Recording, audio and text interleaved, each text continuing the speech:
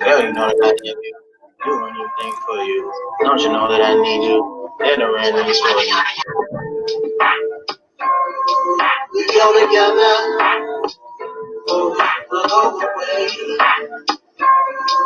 We go together.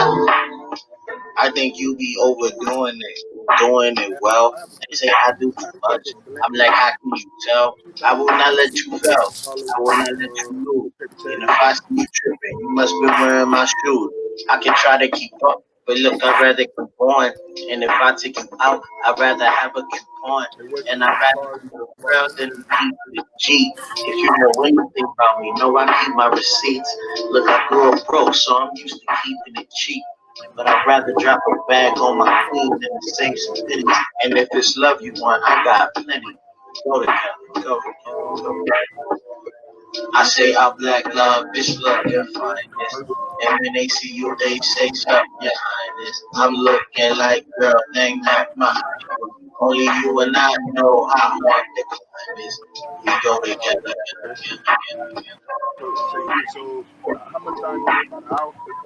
We go together.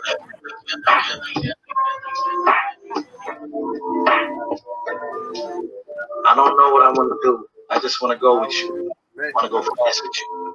I want to go slow with you. I want to get high with you.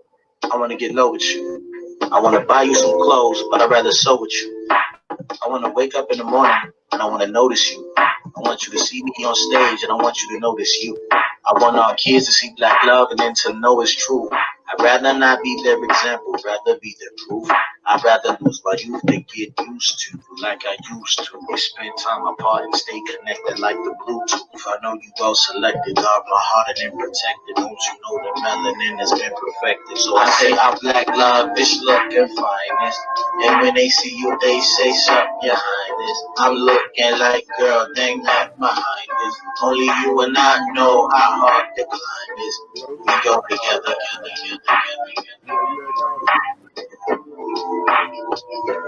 We go together.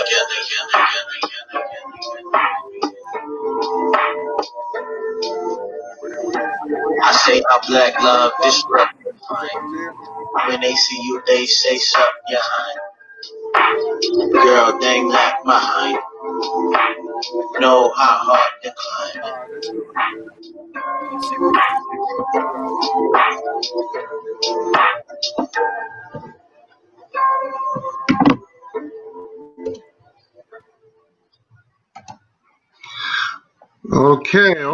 Okay. Let me get back to here. What y'all think about that song? Y'all like that song? Oh yeah, it was beautiful. Yeah. What's up? That's what's up. So we're gonna do it this way. I want everybody to get a turn. Get their little 3 minutes in. Whatever this question might be, or whatever y'all want to talk about dealing with black love. The name of this topic is African love. Umoja, that means unity between the black man and black woman. And well, I just wanted to know, what is your definition of black love or African love? What's your definition of African love or black love? We're gonna go from Joy, then Courtney, then Bakari.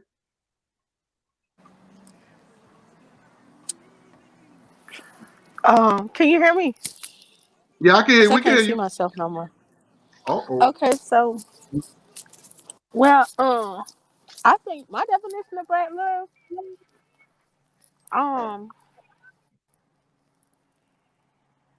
is to be able to see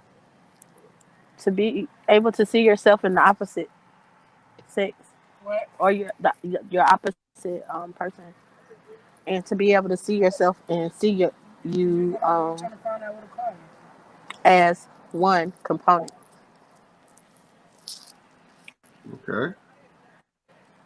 Okay, that's it. Yeah, I mean, Okay, you yield the mic. It's pretty simple. Okay, what about you, Courtney? I think my definition of African love is the love of culture and all that contributes to that culture. So that has got to be the love of tradition, of the people, of There you the go. community surrounding. Um, Look. just the profound respect or appreciation, infatuation with the being of, you know. Mm-hmm. Mm-hmm. What about you, brother Bakari? Uh, it start with respect, but it's black man, woman, and child. That's African love to me. Black man and black woman showing nothing but respect, love for one another, willing to protect and provide for one another. That's African love. Mm-hmm. Yeah, That's it. I I like just that. might. Yeah, I just think that black love, African love, is just somebody that two black people that share the common culture and common identity and a common Right. struggle. You know what I mean? So that's my way. That's my what I think about black love. You know, we can something that we can work towards and build to build together as one. It's a revolutionary act. You know, that's how I look at it. It's very revolutionary to me. Um, when we deal with relationships, like what is your most concerns of relationships? Like what is your most concerns as far as whatever they might be? Um, do you think that um, how can we build a strong relationship? You know, as far as between the black man, black woman. How what is the key components of that? You know what I mean? Like I think it's a lack of trust that causes the breakdown of a quality. Somebody I think needs to go on mute. If you're not, I okay, think on mute because there's a lot of background. okay, Uh, got okay, so I think that one of the key foundations to quality relationships, and the reason why there has just been such I want to say a breakdown in female male relationships, particularly, which of course results or manifests into the breakdown of the African or the Black community culture, culture of community in relationships. Is a exact result of that is the lack of trust. If I can't trust you to be a provider, I can't trust you to be my peace. You know, I can't trust you to be reciprocal. It definitely does manifest in not wanting to even, it goes from not when you don't even want to be in a relationship with a person of the opposite sex within your same I want to say it within your same culture, then that also does it transitions to you don't even want to do business with someone in your same culture because those are still the components that definitely lend way to relationships. Not all relationships are going to be physical. A lot of relationships are mental. A lot of relationships are spiritual. And if you don't even want to be involved with this person, a lot of relationships are financial. And if you don't want to be involved with this person on a physical realm, which means like romantically, then that does eventually bleed out to I just don't want to be involved with these people in general. you. I've literally met people in quote unquote, black neighborhoods, and they say, "Oh, I hate black people," and I'm like, "But you living around black people, Mm-hmm. like this is." And so it goes, it says a lot about self, and they'll say, "Oh, I can't wait when I move. I'm gonna move to a place where they." I remember hearing this one lady, and it broke my heart in Miami. We were actually in Kendall, which is a part of Miami, if anyone knows South Florida. But she was saying, the next place I move, I don't want to see not an N word in sight. And I was looking at her Mm-hmm. like, and then the white people on the bus, because we were on the bus, white people on the bus was looking at her too, like, what are you Mm-hmm. talking about? Like, how you gonna? I just never hear white people saying anything like this. It's crazy. I've never heard a white person say they don't want to live around the white people. I've heard them say around people specifically, oh, so and so, I'm, oh gosh, I've been staying next door to so and so for 20 years, and she's a da da da da, or he's a wicked old man. But just to say I don't want to live around white people, nah. They might. I've heard them say they want to live by themselves, but they don't say I want to live around white people, even if subsequently that's what they would be saying. Mm-hmm. So when I hear statements like that, and that it does happen more consistently than what I ever experienced when I was living in the North.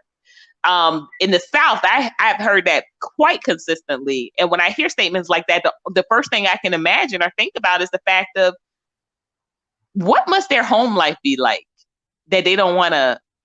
I'm like, if they do have a spouse, what must that look like? What are their kids taking from that for them just to be like, I hate ends, like what is that? Well, What is that? to me, um, I think like we have been conditioned to hate ourselves. We have been conditioned to hate ourselves in such a way that it's so difficult for us to see ourselves in each other. And because of that, because we're conditioned to hate ourselves, and um, we don't know where to begin at trying to reconnect. Mm-hmm. That's true. You're right. It's a great point. That's true. Great Brother point. Carl, what you got?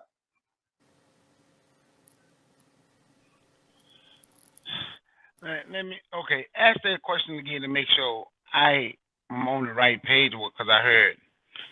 Now I do agree with what I can't think of the sister name now that we have been conditioned to hate ourselves. I agree with what Her name Courtney is, said because I've heard. Can y'all hear me? yeah, we can hear. Her name is Joy. Yeah. Joy. That's her Yeah. Yeah, name. we can hear you. Because I'm on my phone and sometimes that mess up, and I'm trying to fix my computer. It I goes understand. in and out. That's why I end up leaving the chat a couple seconds ago and had to come back. But when I've only heard black people say that too. I'm gonna move, and I don't want to be around any, as she said, n words. Right.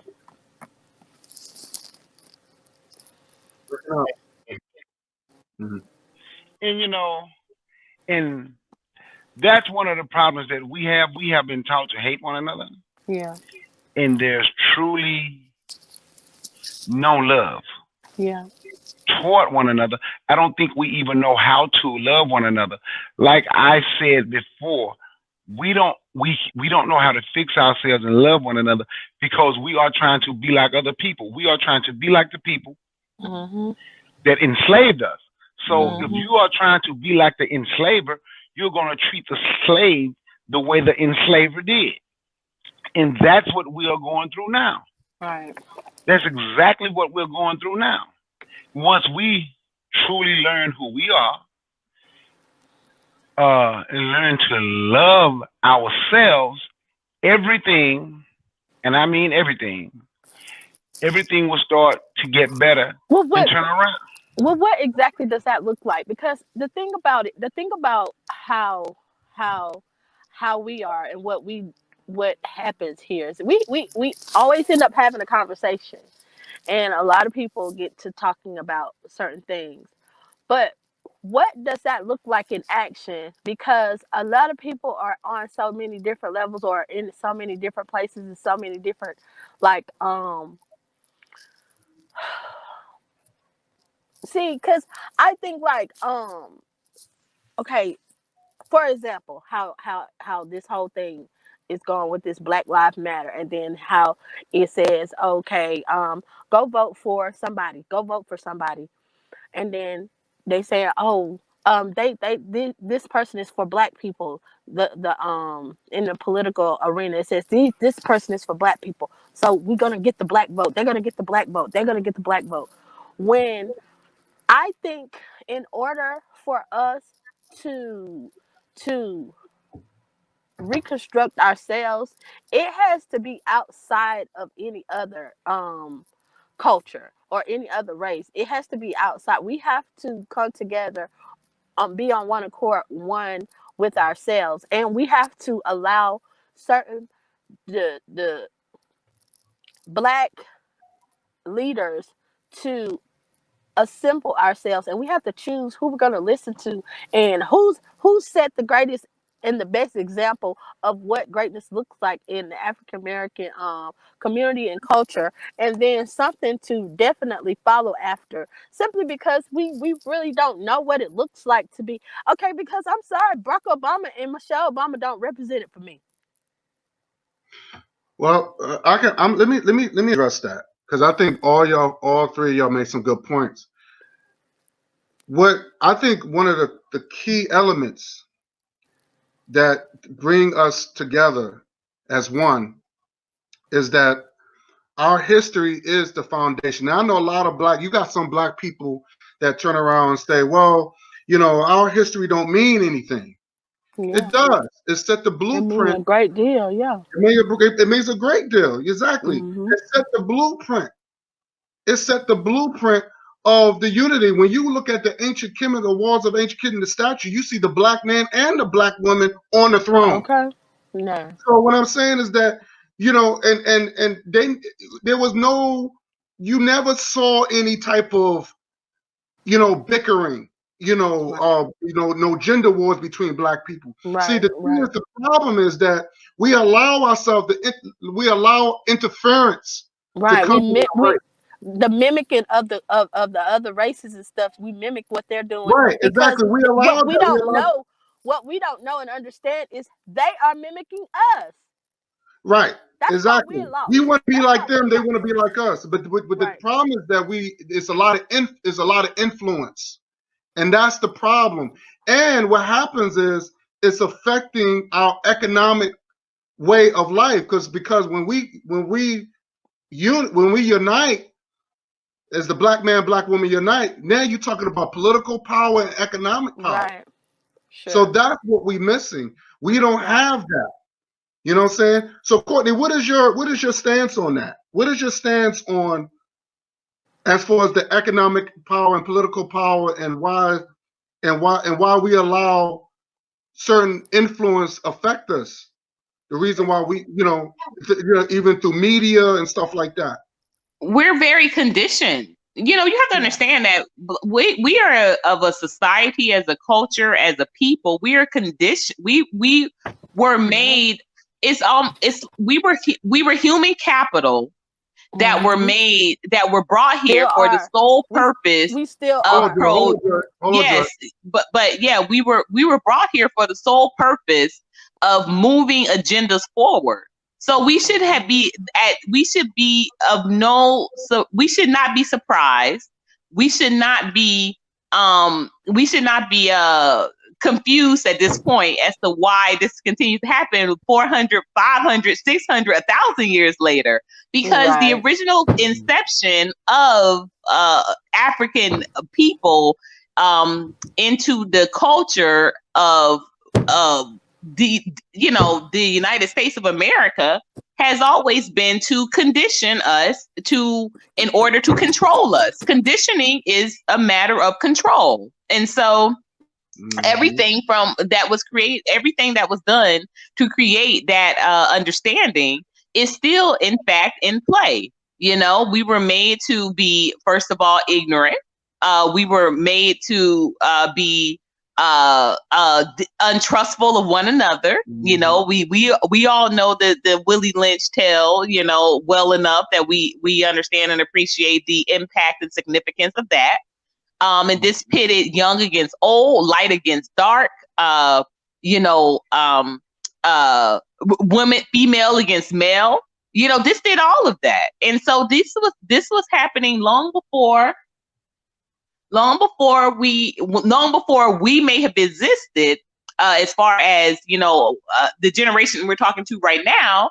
But this is absolutely is the nature of this is the groundwork, the foundation of our culture. It was to be a conditioned people. So we should not be, and we cannot be surprised that these tools, we are still being used as tools to promote, to project, and to progress the agenda wherever it is, financially, politically, spiritually.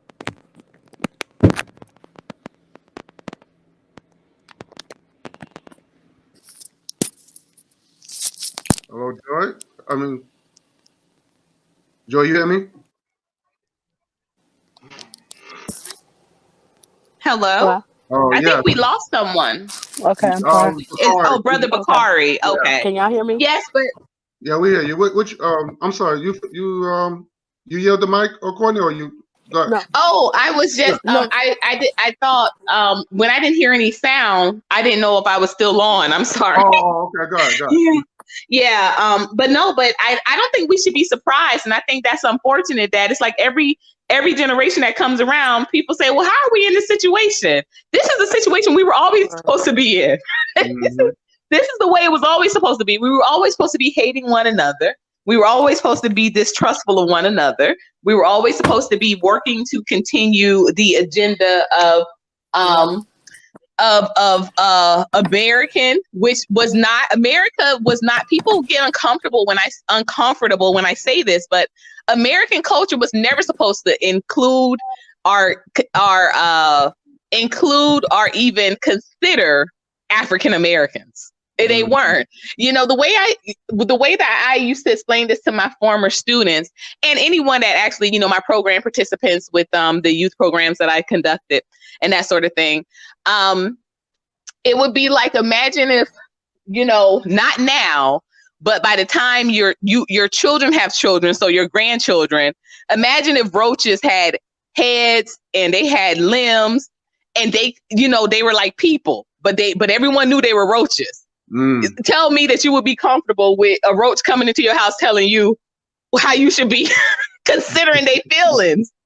When I say it like that, people like they think they're like, "Oh, we're not roaches," and I'm not saying we are, but I say you have to think about the dynamic of that mentality when that is the way white people have viewed us. So and and that is imagine if exactly how we view ourselves too. Sometimes, in some absolutely cases, in some cases, but imagine if a roach come talking to you about how they want to take your daughter.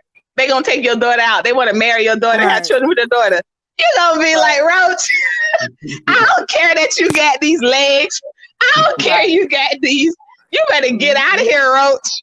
And so right, it's comical, but at the same time, this is serious. This is the way this is the way we're looked at and viewed. And so you would obviously think the roach is crazy to not realize that you're a roach. right. Like, I'm never going to accept that. I'm never going to accept you as a person because you're not a person. So we I, can't be confused. We just need to right, be prepared. right. We Now, cannot be confused. And I'm yielding the mic. right. Joy, you want to respond real quick? Because I got a question for both of y'all.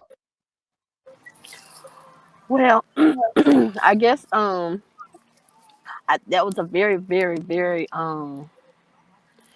It was at first when she first was saying about the roach, I thought like, golly, dang, but that was reality. No, that's reality. As ugly as it seems, as ugly as it seems, but that's what it seems like. That's how we are considered in this United States world. Not all over the world, but in just United States world. And unfortunately, we it's difficult for us to, golly, come together in your own family dynamics first, in your own family dynamics, and get a smooth, congruent situation going on with your own within your family. Then, let alone pops and moms trying to like prepare their daughters for the greatest of sons and prepare their sons to be the greatest of husbands or be the greatest of providers. With all the other things that are coming across their back, mom and dad, because I come from a generation where mom and dad was still there, but it was just starting to bust up everything. So Right. I seen what it looks like for mom and dad to be together, but I didn't see what it looked like for mom and dad to be happy partners together. Most Mm, of it was always a situation where they're angry about finances. We're trying to come together about our church life and what religion looks like to us. Because my dad was very uh black militant, and my mom came from a family of subservient people. My grandmother, my mom's mother, was up until the late 90s still working in somebody's kitchen and home and being nanny grandma and all those things. And my dad's people were like came up from the very definite struggle, and they were wild, and they were kind of afraid of the ignorance of just busting a loose and deciding we're not gonna we don't mess with I hate crackers, and that's what it is. And my mom was reverent to crackers, so mm, we had like a different narrative with it within my own family, because my dad was forced to go into the military because he was drafted, and then my mom came up, and then they got together and got married. My mom, she never hesitated to say that she married my dad for security, and my grandma encouraged her to do that. My grandma encouraged her to be married to a soldier because she didn't want to be an old maid like her. hmm I have a question to both of y'all sisters. When we dealing with, how do you feel about the black man today? Do you feel like, and what do you expect? Because when we talk about dating and stuff like that, like I would say the because of all this influence, I I'm think disappointed. you disappointed. Yeah. Why you disappointed? But like what do you, what do you see with the black man today than the black man 15, 20, 30 years ago? You I think? would have Wow, to Joy, say you want to go first? You going first, sis? Because I don't want to get to talking and Well, they wait, forget wait, you wait, was go wait. here, ahead, sis. Well, go go ahead, ahead. go ahead, go ahead, go ahead, Courtney, because Let that's Joy handle it. Courtney, that's you the go. Yeah, only Joy, go thing. ahead. Go first. Go first, Joy. Because Because I'm getting my my old Sade records out. I'm getting my Sam Cooke, my Temptations together, now sis. So you you go understand, because ahead. I have found some music. I have found some music by this artist, and I'm just gonna plug her because I love her. Latasha Lee. You know, it was an old school feel, and she remade the song "Stand by Your Man" by I thought it was Patsy Cline. Shoot, I don't know. At any rate, what did that mean to me to think about to stand by your man? You know what I'm saying? Like, despite whatever is going on and whatever he does, and you saying from back then, the man, to now, the man. The whew, come on, Jesus. This is okay. So the difference. So okay. So my dad, I can only go was the nurturer, or she was the one that took care of us. You know, with regards to the nurturing part. And Mm-hmm. my dad went out and he worked. So did my mom work? Yes, she worked, but whatever she earned was just her money or family money or money for us to do the extra outside things. But my dad provided the essentials for the household, and that was just understood. And it's Mm, so crazy because even at 45, I I'm still having to relearn, you know, different things about my life, like trash and stuff. Like, I've been a single mom for a long time, but it's wow. still hard for me to take the trash out simply because because daddy never let us, we never had to. Mm, mm, And that's the difference between that's just the simple difference that I can pull out, is because you can have negroes come in and out of a home, and knowing that this is a home where a man doesn't live, and if he can see that, oh my goodness, the trash is out, for just for example, any little knick-knack thing, you only I have watched only a certain small number of dudes will say, "Well, you want me to take your trash out, or I'll take your trash out for you, or I got Mm-hmm. your trash, or whatever the case may be." And it's like, mm, you know what I mean? Mm-hmm. Right. That's real. That's real. So so there is a so I got my brother Bakari. Yeah, all right, glad you back, brother Bakari. Glad you back. So you do see Yo, a let me difference. apologize. I'm sorry about that, man. My computer was running slow. Like I say, I have problems on StreamYard with my phone. It completely shut off. Don't even worry about it, brother. Don't even worry All about it. right.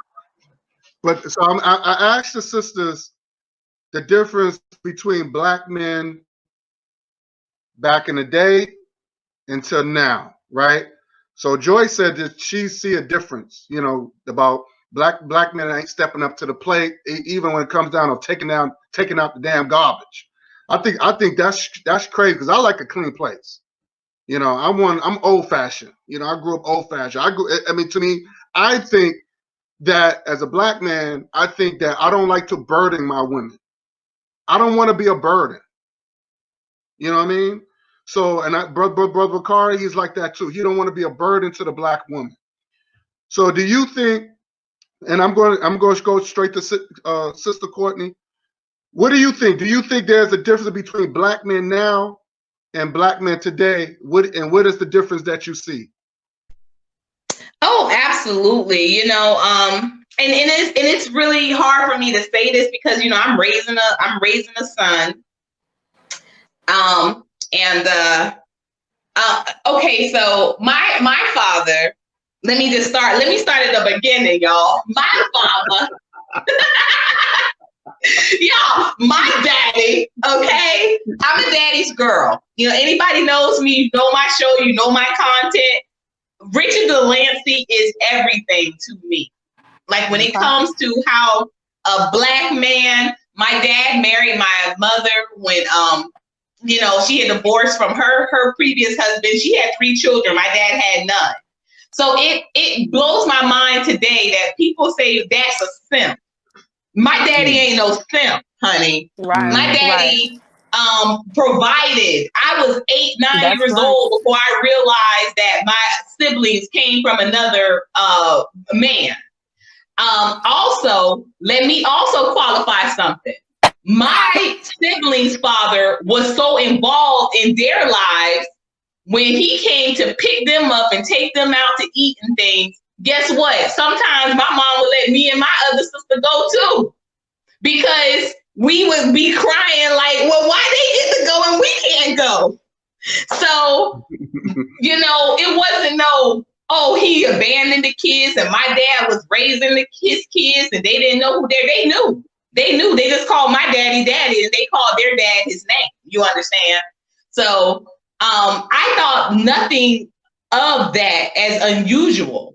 And I didn't really understand that dynamic, honestly, until I was well into my 20s. I got married young. I got married before I even graduated college.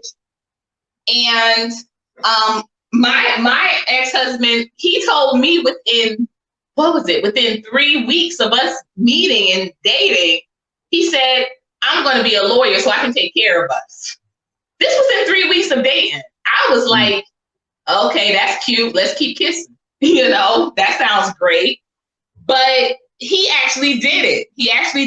And so when I see people now, I was dating a guy for 3 years and he tells him he didn't know if we was right for each other. I said, you can't tell me that this 20-year-old knew within 3 weeks, but here you are in your 40s and you don't know. Mm. So, it really pains me when people say things like that. They say, oh, it's no different, it's the same type of, because I'm a person that, I was married throughout my 20s and early 30s. And here I am in, now my early 40s. And, people seem all confused. So, everyone is afraid of seeming thirsty or seeming hungry for that love, for that. But the fact of the matter is that we are starving. Mm. We are Right. starving. So it's okay to feel thirsty and feel hungry for, because we are starving in our communities, our culture, and our diaspora is suffering because we want to pretend like you don't want somebody to be your peace when you come home from a day. You're pretending like you can provide for yourself. You're pretending like you can protect yourself. Let's stop pretending and let's get real. And I mean, that's on all gamut. If I'm not what you want physically, spiritually, emotionally, financially, then say that from jump. Don't just pretend that I'm what you want so we can be intimate every now and again.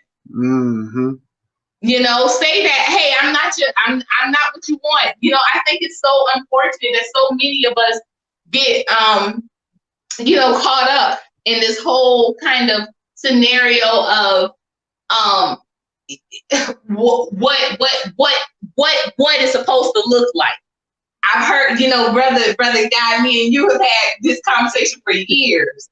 But people have an idea of what a single woman is supposed to look like. And some people think a single woman can't, you should not have children if you're a single woman, as though that negates the fact that you have the kids and you are raising them alone, but that doesn't mean that you were single in making them. Some people think that, hey, if you do have kids, you shouldn't be dating. I literally was just told before, I told you, brother Guy, and I'm going against what she even told me, because my sister said, well, don't be putting all your business on the internet. I said, I'm not putting my business on the internet, but I don't feel like because I'm a single celibate woman that I can't talk about how much I enjoy the activity of sex. She told me that's nothing, you can't tell people that, because on top of that, you're a godly woman. That you can't tell people that. So I'm like, so you're telling me that Christians can't say they enjoy sex? This blows my mind. And so people really have, in this day and time, they have a staunch definition of what should look like. But at the same time, these same people are letting other people tell them who they should accept as a man and a woman. And I'm going to drop the mic right there. I'm going to drop the mic right there. Brother Bakari, I got a question for you, brother. Are you ready? Go ahead, man. Okay, do you think the black woman, the African woman of today, is different from the black woman from back in the day, like my mother time, my grandmother's time? What do you think? Do you think the black woman is different, and she's for the best, or she's for the better, or for the worse? Now, in my opinion, I think that not all, but I think that some black women have dropped the ball. I don't think that they're not like the women, like our mothers and our grandmothers.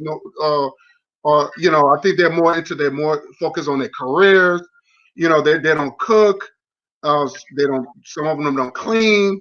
I just think they're more. I'm not saying all of them, but I think they're not that old fashioned. They don't got that old fashioned roots no more. You know what I mean?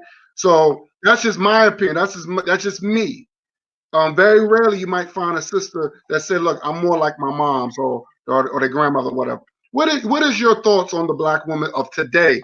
Or she's the same, she's different, and tell me why. Well, that answer to me is yes and no.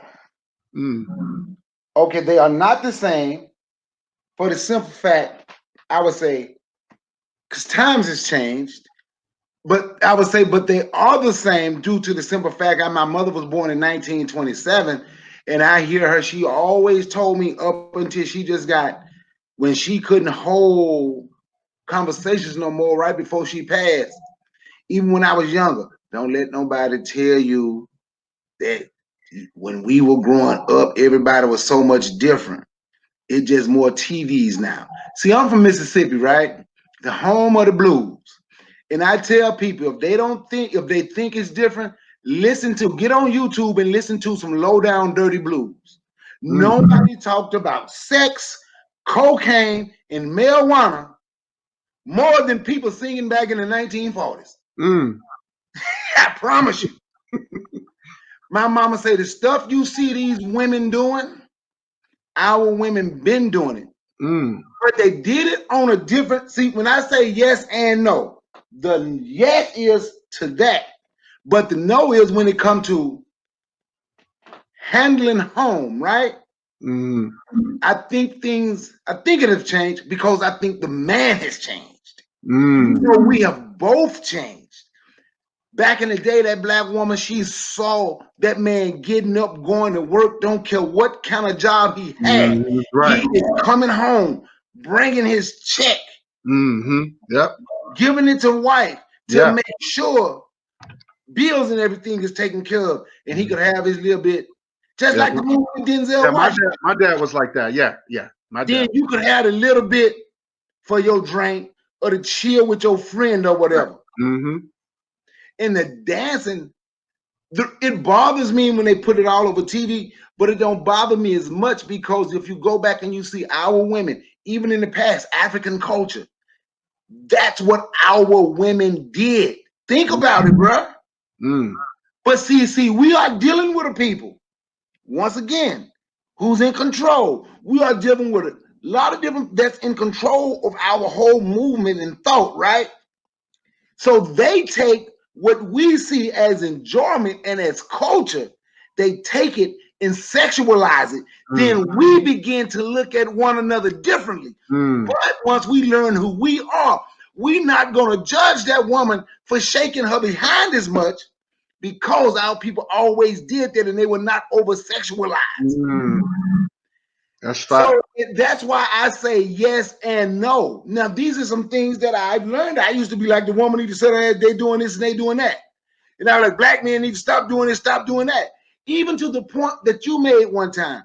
You will see our brothers, let's say what they will call hood dudes, right? Mm-hmm. Walking around no shirts on, right? Right. Right? Mm-hmm. And you study our culture. How many of our men, before we started, how often would we go out with no shirts on? We would hunt with no shirts on. Yeah. So True. they took all of our culture and twisted up and made us start to beat down our own culture. And in Mm. the process of beating down your own culture, you start to beat down the person that you're supposed to love. The black man is supposed to be with and love the black woman. The Mm. black woman is supposed to be with and love the black man. A strong, a real black man. Mm-hmm. And a real, we are supposed to be together. But since we have been taught to beat our culture down in everything that we do, what's next? Us. So we started to beat each other down. Mm. And we have not figured out how to love one another because we are still trying to figure out how to live like our captors. Mm-hmm. I like what Pretty said. She said that now the ratchet culture has been made mainstream, and feminism has corrupted the mind of many women, telling them they can do whatever they want out in the open and ain't nobody can say nothing to them. How you feel about that, Courtney?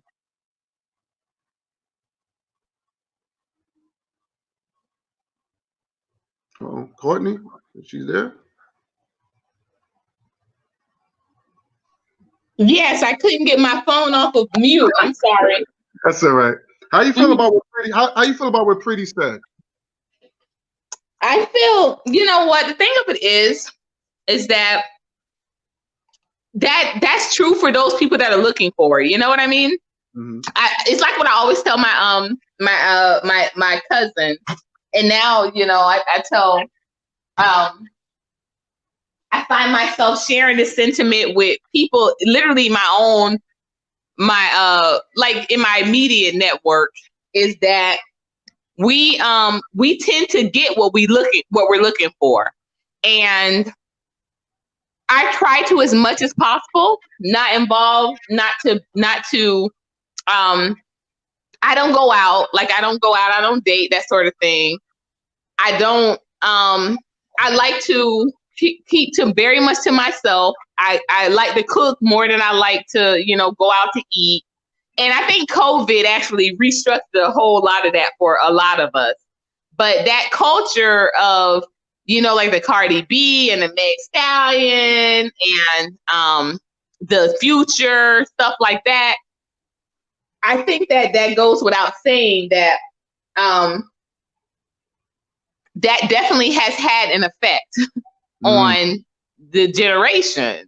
But I try to, as much as possible, again, I try to elevate my conversation and elevate my interactions with people, like such as the certain networks that I'm involved with, such as yourself. I like to I like to read more than I like to just like see what's going on with drama. Yeah, does that still come in? Yes, it does. I watch a lot of YouTube videos. I don't have TV, so I don't have cable. And I'm raising two children.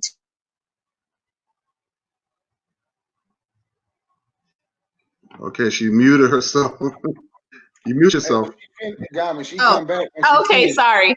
Yeah, I very much try to make sure that what I'm doing kind of influences them to understand and appreciate what the controlling their surroundings means as well.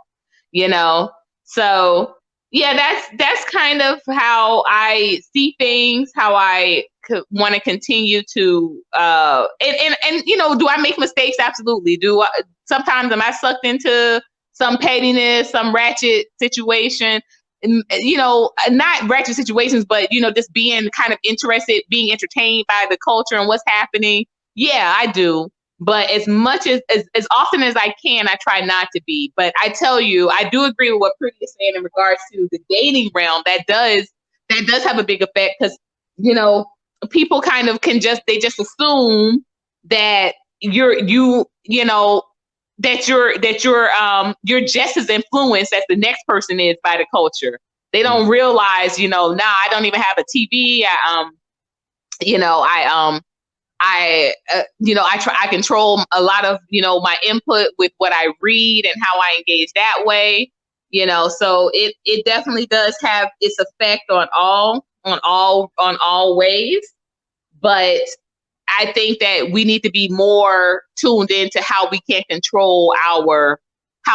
definitely control how we can control our surroundings and control our influences, as opposed to just giving into it.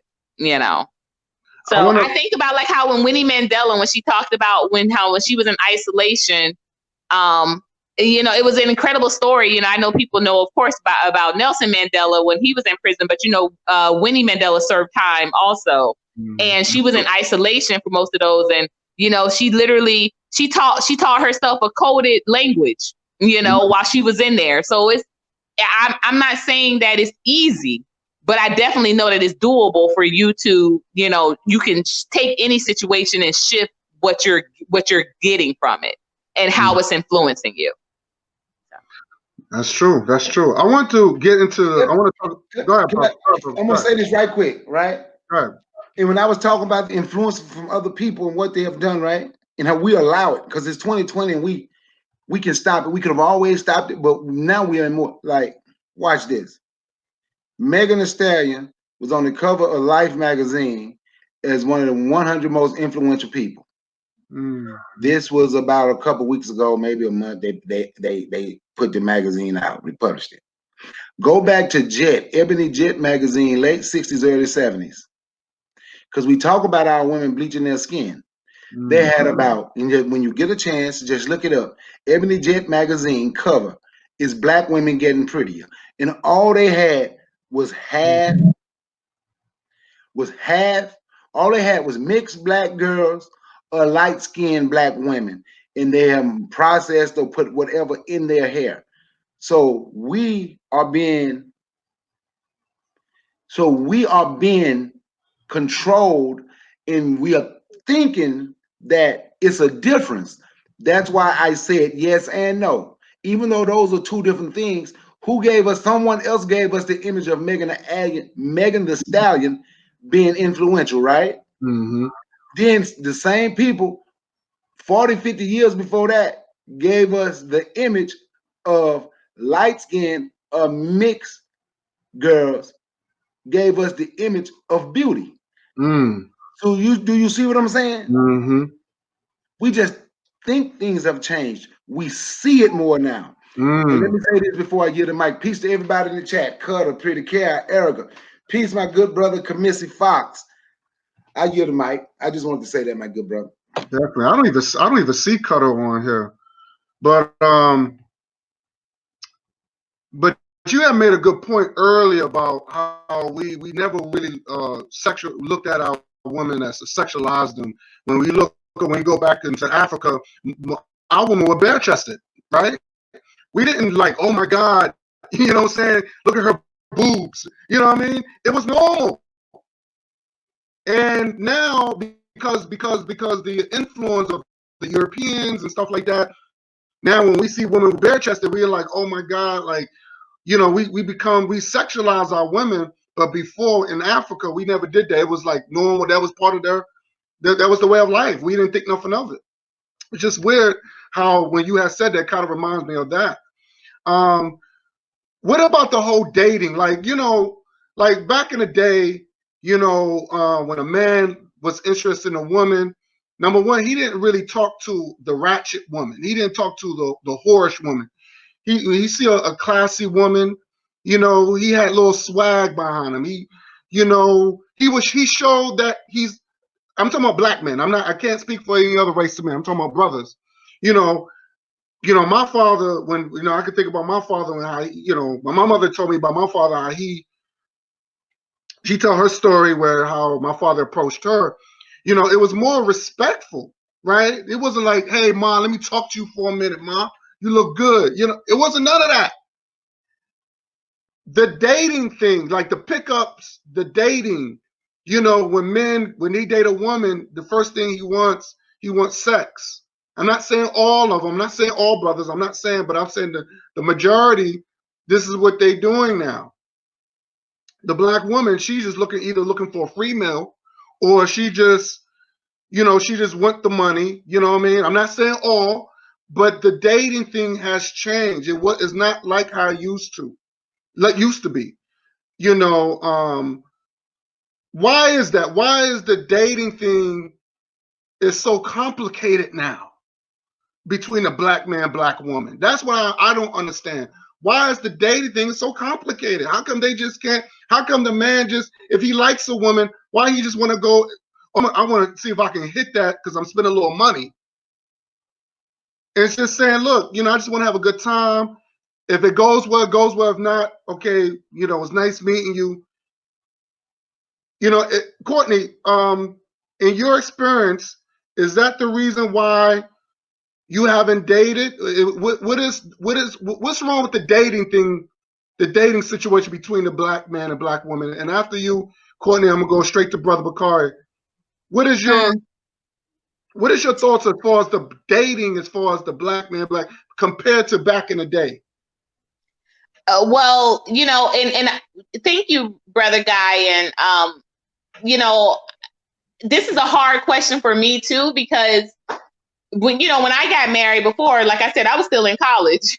And it wasn't like I was dating either. Like, I met my ex-husband my freshman year of college, and I wasn't dating. And I remember I had actually, not that I wasn't dating, but I wasn't dating to, like, I never dated to go out on dates. I always dated because I wanted a husband, and I remember literally the Friday before I met my husband.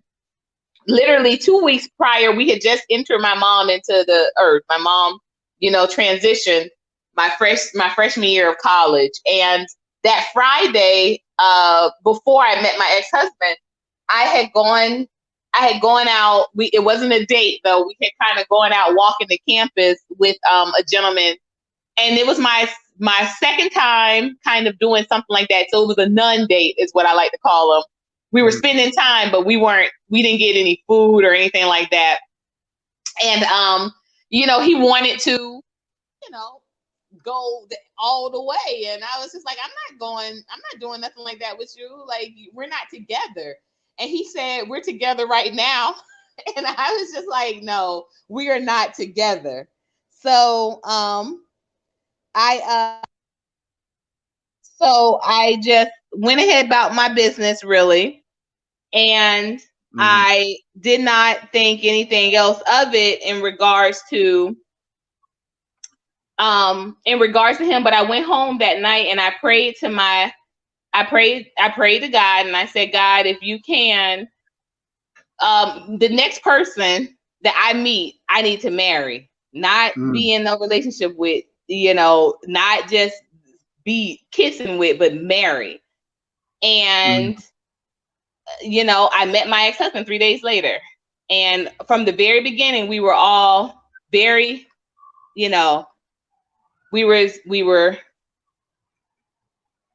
were very serious with our intentions for one another. So I just want to say that to say this, that the reason why I have not dated is because I'm scared of just, ended up being with someone who doesn't want to really get married. And I don't want to do that as far as right now with my, the type of life that I have with my children, with, trying to get very focused professionally. I don't want to just get into a relationship where it ends up being not of something that is quality, not something that someone that's not interested in my legacy, someone that's not interested in building something together. They were just interested in kind of, biding some time. So, and I recently was in a, talking about being in a serious relationship, and I was very serious minded, but the person was not. And, I was caught up in a very embarrassing, very public type of situation. And it is no way a coincidence, I feel, that coming up on this Sunday will mark, yes, another year of celibacy and another year of singleness for me. I want to be with someone that, those interests are shared, and they're not only shared, but I can trust that the love and the time and uh, the consideration that I'm inputting is going to be reciprocal. And I think in this day and age, too many people are just not reciprocal. They're more selfish with what they're getting out of it, as opposed to considering what they're putting into it. And there might also be a disconnect with what you want ultimately from the relationship. So I think that those conversations should be had early on and consistently, because I've heard too many people say that marriage wasn't a talk, and then once it became a talk, it was a walk. So I think that marriage should be the talk immediately in any relationship. I do not think you should, wait until you hit a 3-month mark, and I definitely don't think you should wait until you're starting to have sex with the person before you have that talk. So let me ask you a But, question. that's me, and I yield the mic. Right. But let me ask you a quick question, and I'm gonna go straight to Brother Bakari. The question I wanted to ask, because Sister Erica had made a good point. She said ratchet hoes and sissies are snatching up the men. Let's look at the. Do you think that you being replaced by the ratchet hoes and white women and other races of women, or do you feel that you're being replaced? Because to me, when I see you look very sophisticated, very smart African woman. Do you feel that you're being replaced by the ratchetness, by the non-black women like the Cardi B's and stuff like that? How do you feel about that? Do you feel you being replaced? No, not necessarily. I feel like, I mean, there's a time and place for everything and everybody. And I feel like it just depends on the type of man that I'm competing for, because I feel like what is for you is for you. Like, for example, my ex-husband got remarried. He got remarried to someone that's not African, but he got remarried to someone that is now the mother of two children, just like, I had two children, so um I think what's for you is for you. And I feel like if who I am, it fits in with what my next husband and prayerfully my last husband wants, then that's gonna be me. Like, I'm some man's dream person. And that's just the way I see that I'm some man's dream person. I'm not every man's dream person. You know what? That's a very good question, because I remember a few months ago, a gentleman said to me, "Well, I'm just letting you know that most, people, no, most men your age, because like I said, I'm in my early 40s." And he said, most men your age, they don't want somebody in their early 40s. They want someone, or even 30s. He said they want somebody in their 20s. And I said, well, that's all well and good, because I don't want most men in their 40s. I just want one. I don't want no team. I just want one, and I said too, on the flip side of that, I said, okay, well, be also understanding that, for those same men to say that, they must also appreciate that most women in their 20s don't want a man in their 40s. I mean, most women in their 20s want a man in their 20s, you know? So I just thought that was a very odd statement to make to someone. And I said, if you're not that man that I'm looking for, then really telling me what men are looking for is a real moot point, in my opinion. It's really a moot point. Brother Bakari. Yeah. Same question. How do you feel about the dating thing as far as between a black man and black woman? Do you feel that like, what's the difference between the black woman as far as the dating? Because I remember you had told me some stories how the black woman, she's not used to certain good brothers that do right by them, right? And I mean, you told me some crazy stories like that. So what is your thoughts on the dating thing? Because back in the day, we would meet a woman, and she's willing to get to know you, and it's different now. It's more like, let me see how much I can get out of him, or if he got money, you got to have a car. Back in the day, women are not like that. They're just looking for a good man. They're looking for a husband. What do you see? Like, what is your thoughts on the dating thing, the dating status of today? Sometimes, okay, dating status, it's even hard sometimes to hold a door. I've had women tell me, you don't have to hold no door for me. When I'm on a date, I can hold my own door. Uh, when I would explain to say, and I had a couple women, when I say, my mother and father was married 32 years, and I say a man got a role, a woman got a role, but we supposed to be together. I'm not above you, because I don't think a man is above a woman. I think the man and the woman work together. I believe in a two-headed monster, and it worked for me and my wife till my wife passed away. But I've been told that was strange. It's completely different. They're not used to seeing that. Yeah. It's hard to see the man around. And then it's also to the point is I had to look in the mirror, because I believe in looking in the mirror, right? So when I look in the mirror, I realize I also have to choose better. I'm more along the lines of what Pretty Correye. That how you say your name? Pretty Correye? Because she said we've been saying her name wrong. I think it's Carrie. It's But Carrie. yeah. She said, that not is that wouldn't carry what she put in there. I don't think. Maybe I read it wrong. I didn't have my glasses on. I'm just messing with it anyway. But but it is cause see, I was looking and I lost my thought when I started messing with it about her name. But yes, I admire a woman. She says she looked for a man to admire his mind. I Mm-hmm. want to be able to admire a woman mind, right? Because I don't want to just love her physically, Right. emotion. I want to be able to love her mentally as well. You know, the thing is when you're out here, you truly looking for someone, right? For me, I say when I'm finally to that point, I'm going to look for someone that I can love and is willing to love me back magnanimously. You understand? Just me and them. And they gonna understand. I'm human, I'm gonna make mistakes, but things gonna be done.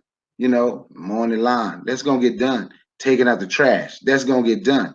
Making sure the bills are paid, making sure all that is it's gonna get done. And what I can't do, I'm in a I would be in a financial position where if I can't do it, I reach out, find me a black business that can. But the dating scene, and we have to understand that we have to get to know each other. And I want to Mm-hmm. know Miss Correa, because that's how I'm gonna say it. Correa. Correct. That's what it sounds like to me. Yeah. Correct. You know, people don't want men don't want to get to know you. You know, I've been in that same predicament with women. They don't want to get to know you. A lot of men don't want to get to know you. They want to lay you down and have sex. A Mm-hmm. lot of women don't want to get to know you because they think the sex is going to keep you. And Mm-hmm. like I told one woman, shit, I can get cooked, pardon my friend. I can get sex anywhere. You understand? Your sex, what's between your leg, is not going to keep me. It takes more than that to keep me. But so the whole game been switched up. The whole game has been switched up. Yes, sometimes dating can be hard and it can be frustrating because when you do finally meet someone that's cool and that's good, you do carry some of that baggage with you that you're trying to get rid of. You do have some of it with you from the BS that you have gone through. You don't want to, but it's just natural. Like, I'm going to be on edge because this has happened. Do you understand what I'm saying? Mm-hmm.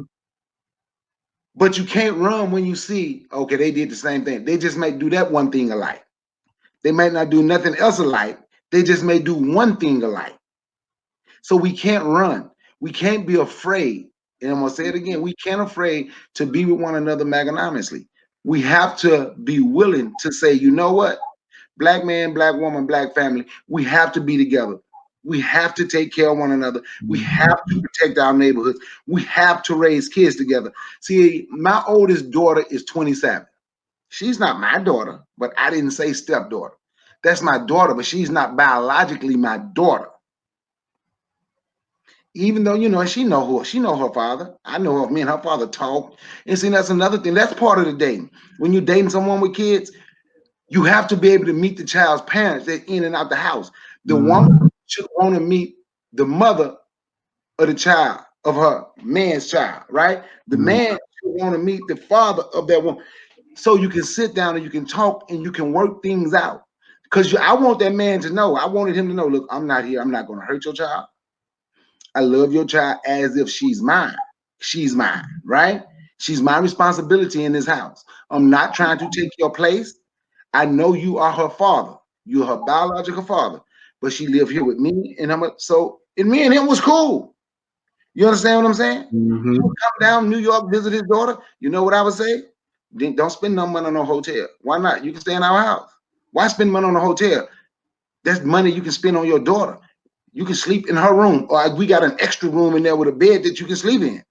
Spend no money on no hotel. And I wouldn't worry about what my wife was doing. I don't worry about stuff like that because I'm in the house and I'm a man and I was going to be there and I knew I was going to hold it down.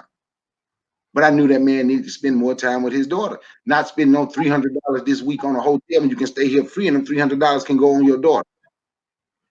This dating game, this dating dynamic it's sometimes it can be difficult, but we have to look and try to find a way to make it as easy. Mm-hmm. Right. If you don't want a man opening your door, but you care about this man, say, you know what? He want to open the door for me, so I'm gonna let him open the door. Mm-hmm.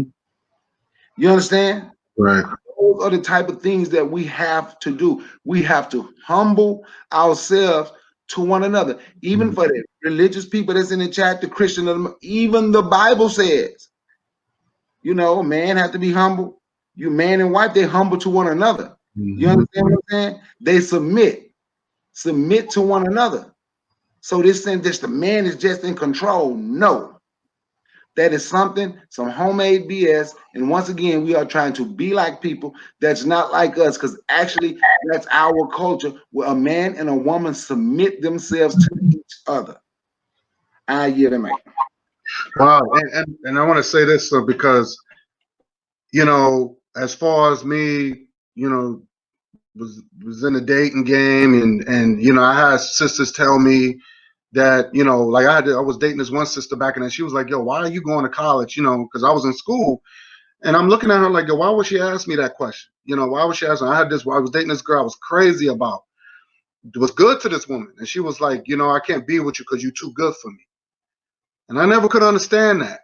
I was like 24 years old when I was dating this chick. And then when I listened to Tupac, when Tupac was 17, 18 years old, and he is right on the video, that's when he had the fade or Gumby or whatever. And he said that he bought this girl flowers, and the girl was just like, she was just like, she said, I don't like you like that. You know what I mean? It's like something like no, she said you too nice for me.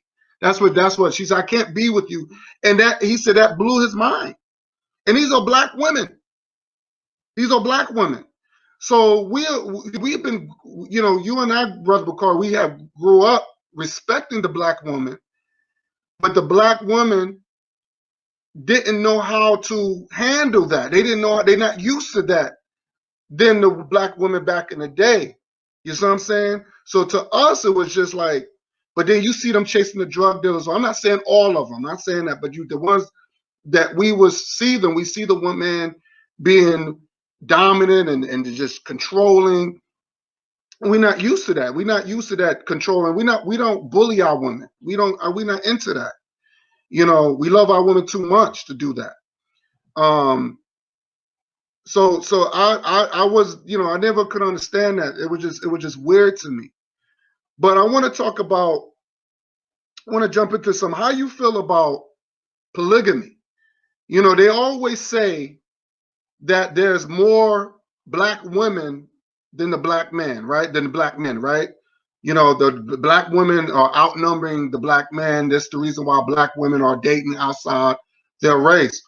Do you think that black men should, adopt the African culture into polygamy, where because I'm not saying we are, I'm not using the word adoption, but people adopt children that need a parents, that need love. What do you think about polygamy? Do you think that we should have our own thing to make sure that every woman belong and be secure with a husband, right? So she could say, "Yo, I got a husband that cares for me, that loves me," because you got some good men out here, right?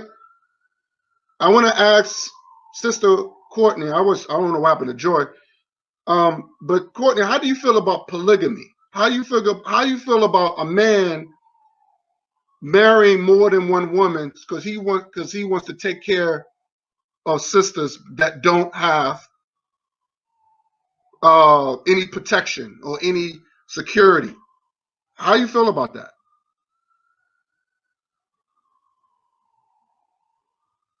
You're on mute. Let me see if I can unmute her. Yeah. Funny thing you should ask me that, because I actually was on another panel recently and that question was asked as well. And, polygamy is a big funny thing, especially when it comes to our culture and the state of things right now. I would say that would be something worthwhile considering if the good single black men were not also in abundance. You that's where the breakup is, because yes, there are good married black men, but there are still some good single black men. But let me tell you what's happening with that. Because I remember a gentleman not so long ago, and y'all, I know, like I said, my sister called me and she must have heard something I said during this podcast because she called me again. Like she does not want me. She's like, you can't tell your business. You can't tell your business. But the way I am, I feel like I can't speak on things fantastically. I have to speak on things that affect me personally. And I can't say these things affect me personally without stating why they have affected me personally. So there was this gentleman that I was super interested in. I think he was maybe a year or two younger. So, not out of the age group, because I know that also is a big thing when you talk about wanting to make sure you're dating someone of equally yoked, of equal, kind of goals and that sort of thing, experiences. So he was I think he was either a year or 2 years younger, not too much younger than me. But we were working together on a lot of things in the community, politically wise. And I finally got up the, mustered up the culture. He was a teacher, and because I have a background in the same field of education, we were working on lesson plans because he was putting together something. He wanted to put together something new for his students. So we were spending a lot of time together. Outside of us knowing each other for a couple of years in the community, we were spending a lot of time together. Now he had inherited his grandfather's house, and he had no children. And he, like I said, was a teacher, stable position and all. So after we were working with each other for about, I think he hired me on for the second semester, and we had been working together for about 2 weeks, into the second semester. And we were out pretty late one night grabbing some materials for a lesson that he was putting together the next day. And I said, I think that, I think it would be great for us to date. We kind of have the same goals, and, I love what you're doing. And, we've always had really, kind of good chemistry and all. And he said, I don't know if that's a good idea. And I was just like, okay, that's fine. Because again, we weren't physical. So I always say everything is negotiable until you become physical. So I said, okay, that's fine. Cool. So he, I think like the next week or something, he was on break, and then we ended up not getting back together for the project. Like he still did the project, he still ran the whatever, but we didn't get back together. Like we had stopped meeting physically. And so about 2 months later, he reached out to me because he asked me my information, or he asked me to participate in something he was putting together for Black History Month for his students. And so things were also picking up with me. I was being asked to speak at different events and that sort of thing. But he lived across the street from one of the places I was speaking at, which was a church.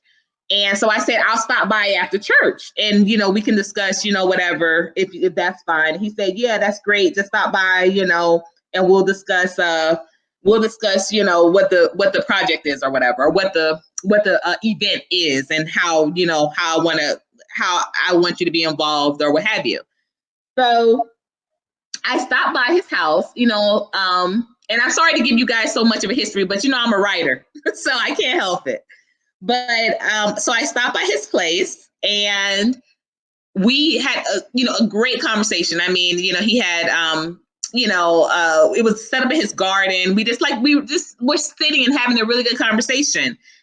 And it got to a certain point, where I was again saying, this is beautiful. Like, you have like this beautiful place. And, I just again kind of alluded back to us dating and how cool that would be, and how, kind of that would make sense.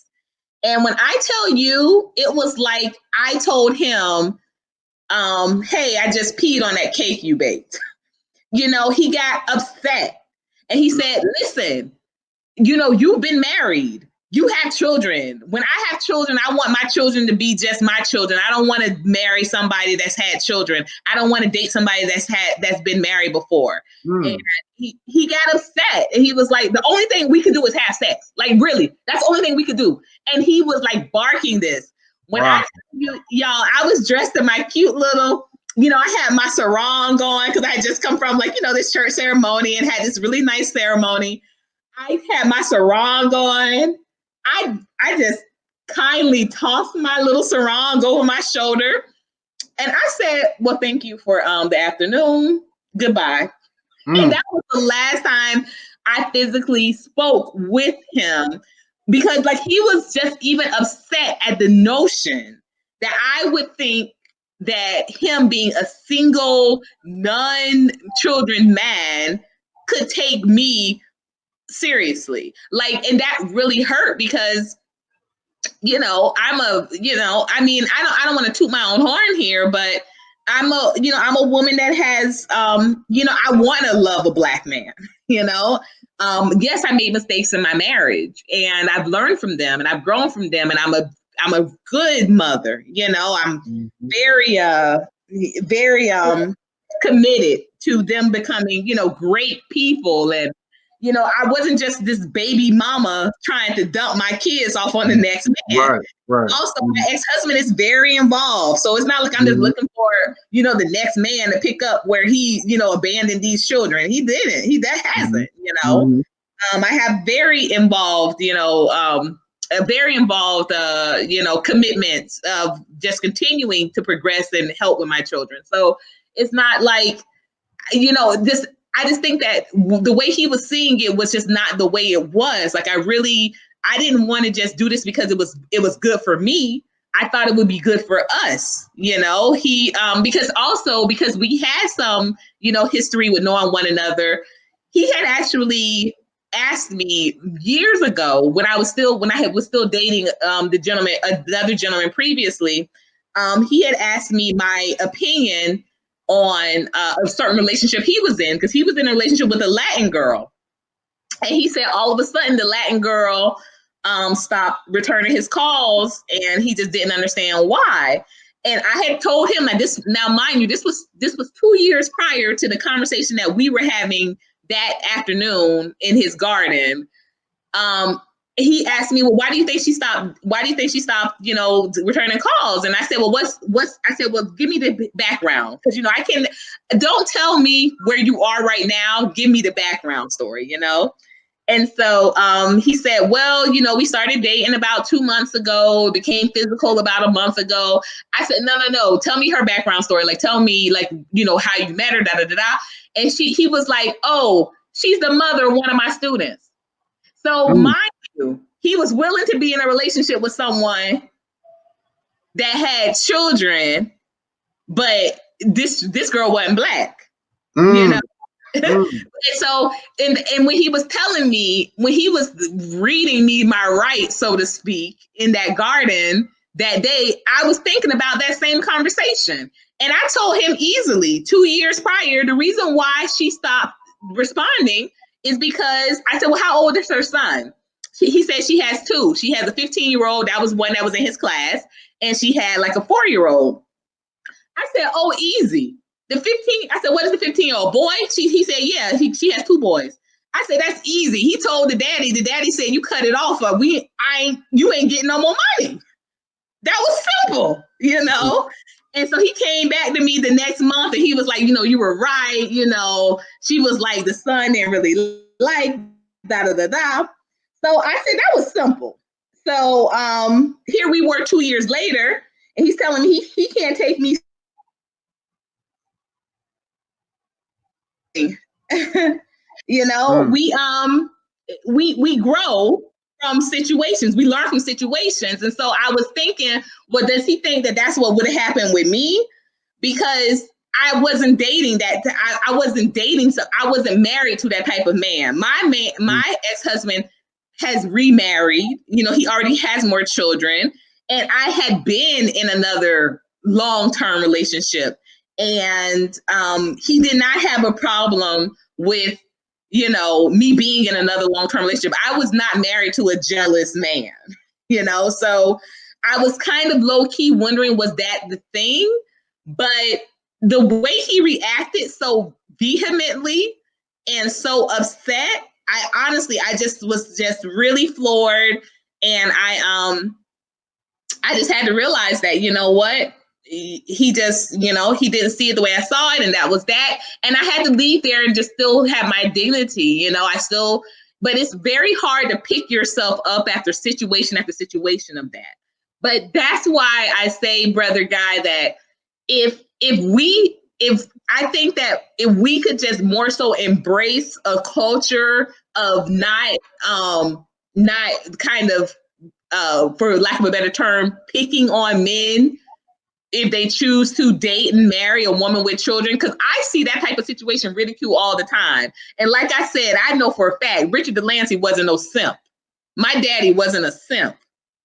But when I tell this story to people, I hear them all the time, I can kind of, they always say you can hear the eyes rolling. Right. I can feel the eyes rolling like, oh, nobody trying to wipe up nobody with no kids. And then on the other side of that, remember when Russell Wilson married Sierra, how many men were talking about how stupid Russell Wilson was? This is Mother effing Sierra. Fine Sierra. Have her own money, Sierra. Just a beautiful woman inside and out, has never been on no ratchet, no whatever. She dances real, that's another story. But as far as like her character, like you've never seen her being in her character being questioned. The most questionable thing she ever did was be with somebody like Future. But all these men were coming out, berating Russell Wilson, calling him all types of king simps, talking about Sierra was used goods. This is, to me, that needs to be talked about more than the idea of polygamy. That needs to be discussed more than the idea of polygamy, because as many good men as we do have, I just think economically a lot of our men are not in a situation where they can absolutely maintain two households. Because that's where that whole thing comes from. And you're talking about wives weren't just in the husband's, domain. These wives were set up with other situations. And I worked for actually my first job that I ever had when I had first moved to Coconut Grove, Miami, Florida, was with a man who had a couple of wives. He was a Muslim that, practiced polygamy. And I was there for about 2 months before I realized, when he kept saying he had to go back to, his hometown to check on his first wife, he didn't mean his previous wife because I was coming from a divorce situation. I thought for those first couple of months he was talking about his previous wife. I didn't realize he was talking about his first wife, and she still had her home. She had a home in their original city. And he had a home with his second wife in Miami. Second wife, second life, so to speak. So it wasn't like these sisters were all living in the same house. And no, these other wives have lives, and that husband is responsible for that life. And that's where, because a gentleman one time going to ask me when I was actually on the verge of my divorce. It was a job that I had gotten at a tax services office, and he was Muslim, or as he always liked to joke, he was Muslim. And he had asked me, because he saw that I was a big, Malcolm X fan and whatnot. He was like, well, Malcolm was, Muslim, and, the polygamy is very much practiced. And I said, but Malcolm only had one wife. Okay, Malcolm did. It's because you're a Muslim, you have to practice it. And then he was telling me, I would make such a good, addition to his family. And I said, no, that's not my interest, to be a good addition to a family. Like, I have a family. At that point, I had already had, my 2 children. And at that point, I had already known a marriage with a man providing just for me. So what did that look like to me to agree to go into a relationship with you, another woman, who you're providing for, and then want that provision for me with the kids as well? And so this is also a good question to me because, I wrote a book about the double standards of sexuality called The Blank Next Door. And I did much research on multiple multi-family, multi-spouse relationships, and consistently in third world countries, polyamory what's the not polyamory, the one where not polygamy but polygamy, the one polyandry, I'm sorry, the one where there were multiple husbands and one wife, those families did consistently better. When you have more people providing for one as opposed to have one person providing for multiple, it's almost like a upside down pyramid. It's gonna collide on it. It's gonna collapse on itself. So, and that's a conversation that a lot of people don't like to have as well. Right. Now, am I interested in that type of lifestyle? No, I'm not. Right. But I'm just saying, for research purposes, the relationships where the person had multiple husbands, as opposed to the multiple spouses were males, as opposed to the multiple spouses being female, they economically came out better. So, well, let me yeah. Let me address that. I'm gonna throw the same question to Brother Bakar, but I want to say this real quick. I think we forgot how polygamy works. You know what I'm saying? I think we forgot about that culture. We need to really study that more. And let me tell you why. Because number one, when I can't really speak for other cultures, other people that don't look like us. Number one, black men, we're very selfish, right? We're very selfish. And we don't like to share our women. I'm talking about good women. We don't like to share good women. You know what I'm saying? So when we hear black women that are alone and they got children and they by themselves, they don't got no life insurance. At some point, the question is how do we take care of these women? How do we take care of them now? Now, I'm not saying not a lot of our brothers, we don't have it like that. A lot of brothers, we don't make money like that where we could take care, and we take care of like 5 women and their children or whatever like that. But I think everybody could pitch in. I think everybody could pitch in. Women, if you look, even in African culture, most of the women pitch in. Even they have to farm or gather the food or whatever the case is. Everybody pitch in, right? And it does, it does help. Like it does bring a lot of economic power. So some women, now you got women that works or whatever, then you got women might want to watch the kids or babysit or home train the kids. It does, everybody can pitch in, right? So yes, I mean, a man he makes sure that if something happens to him, he makes sure that he can do what he can to provide, like, make sure he got life insurance or whatever, what I'm saying? He could do his part, but I think everybody could pitch in today's time. But I don't think we don't know. We are so focused on how, because a lot of us is very religious, and they think only one man, one woman, because of what some Bible said, what some Quran said, whatever. But a lot of us, but some people in Africa, you got black men, they don't have it like that, but they got multiple wives, and most of the wives they help in, they chip in. So I think when we dealing with men, black men, we talking about black men who don't want to deal with women who got children. I was one of those brothers. I was one of those brothers that when I was single, I didn't,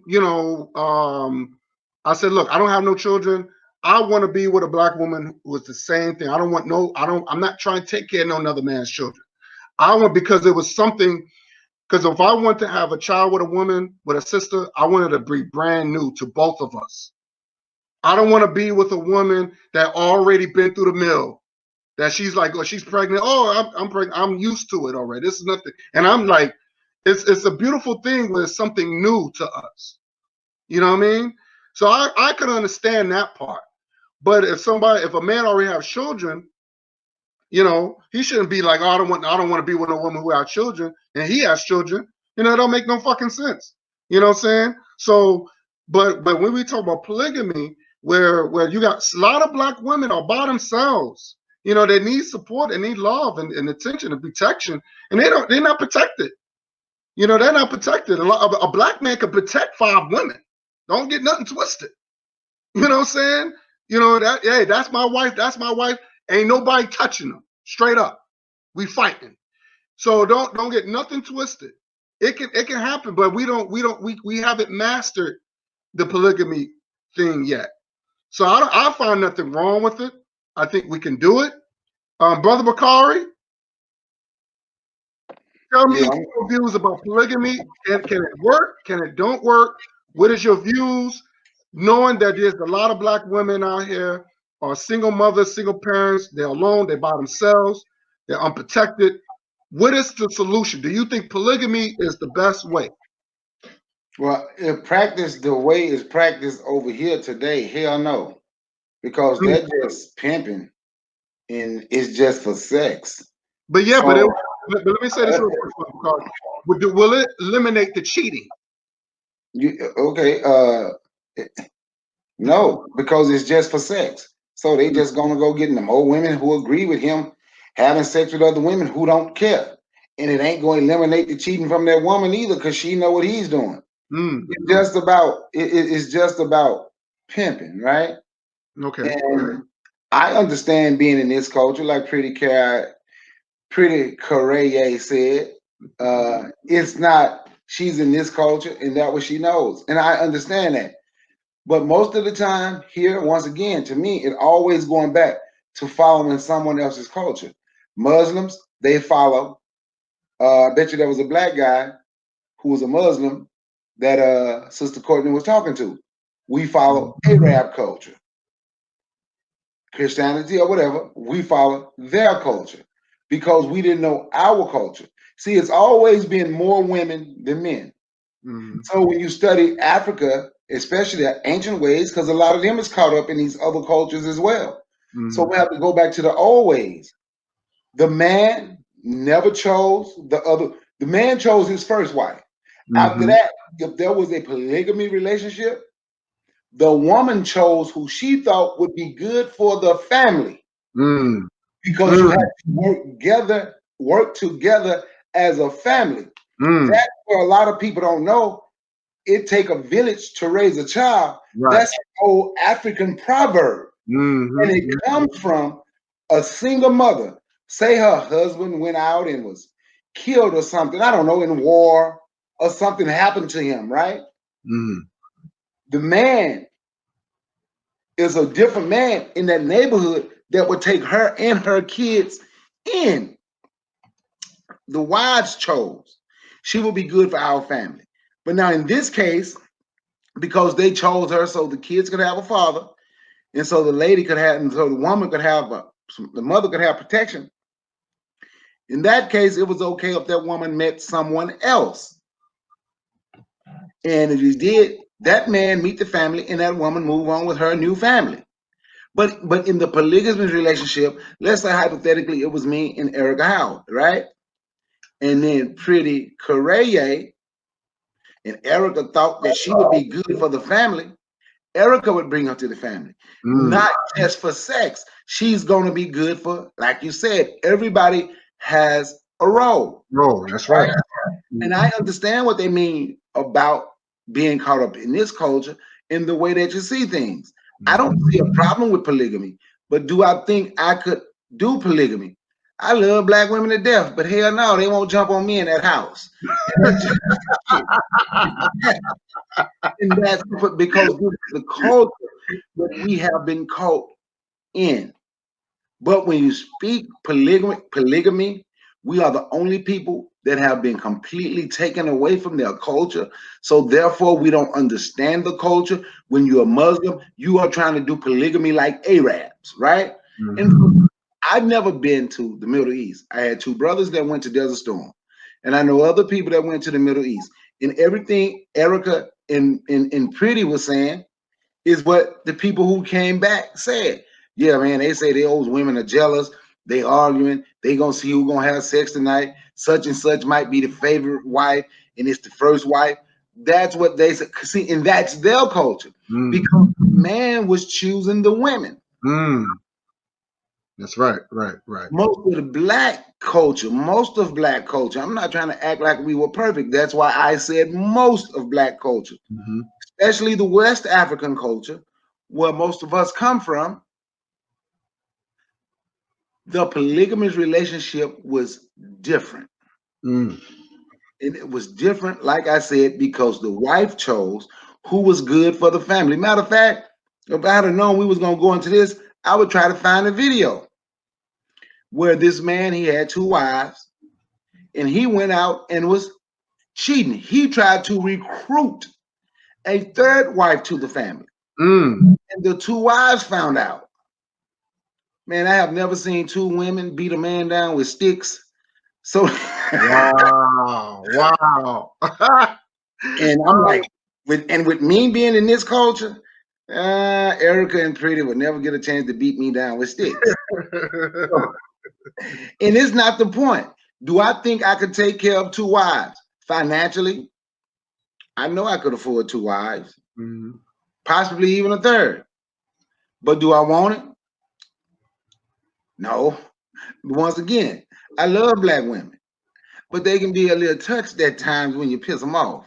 Mm. Hell has no fear like a woman's corn. That's And those true. black women will not get the opportunity to jump on me because I'm caught in this culture and trying to force something on them. But polygamy could be good, but it has to be practiced the right way. I agree. I can't look and say, "Ooh, I want this person to be part of my I want her to be part of my polygamous relationship, my third wife or my fourth wife because she looked like she gonna be good and she's so pretty and fine. Yeah, I got to get some of that." So what happened when you get some of it? Now you done got some of it 10, 15 times. You don't even want none of it no more. What you gonna do? Throw it back in the streets? It's not gonna happen that way. But so if that's a bridge some people chooses to cross, if that's a bridge some people choose to cross, Erica's funny. Erica say she used knives.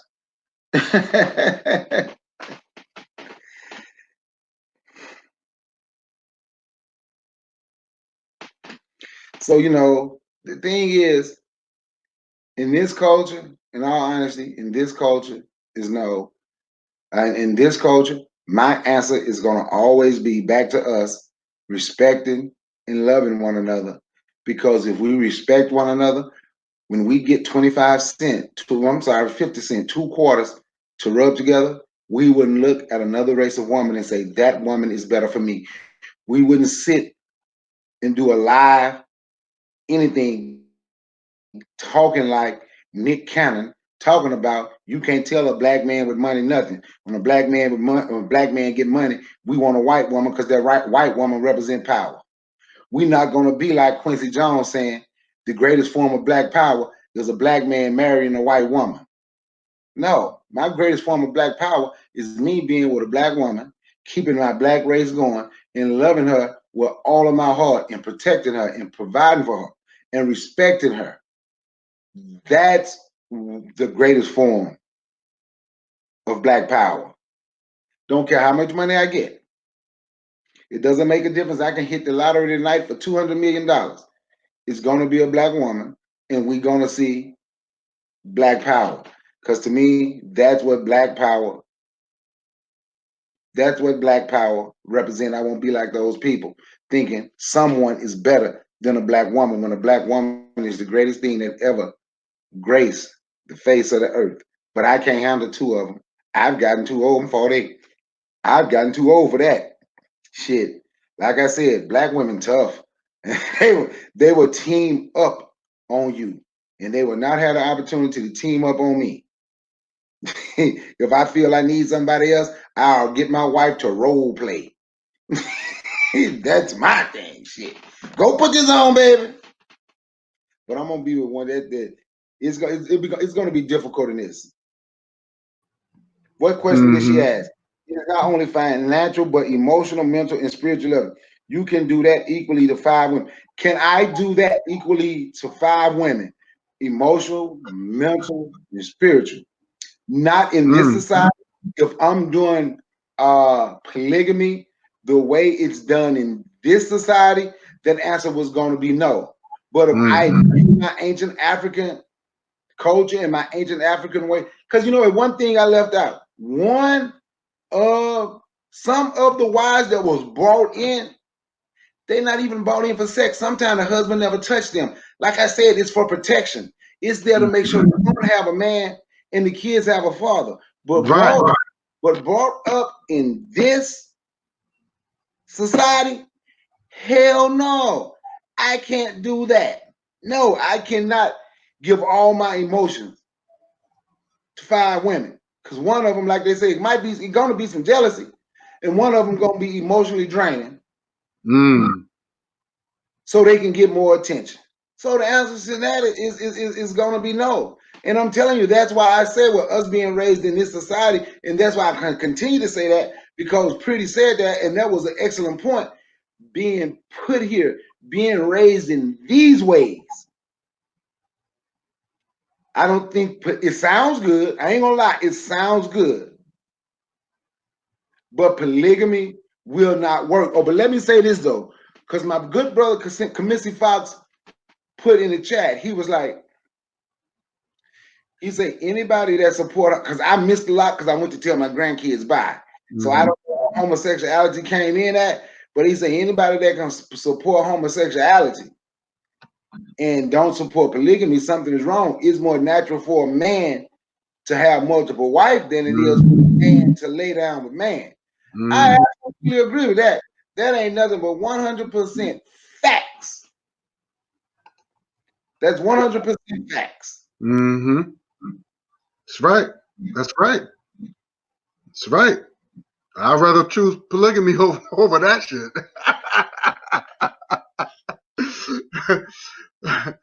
So, and you know that was always been my concern when we dealing with black love, when we talk about these relationships. Um, but here's the thing. Maybe I'm going to ask Courtney this question. Let me ask Courtney this question. If you meet a black man, he's doing good by you. Like my whole thing is, what is the, because you know as black men we're very simple, right? We're very simple, right? We're not complicated, right? Um, how what is the things that you think the black man likes the most? Like, what do you think he likes the most when if you got with him? You know, is it more sex? You know, food. You know, you like to see him in a nice, suit. What is you like to see on black men? Like, what is the things? What is the thing? Because I think black women knows what a black man likes, right?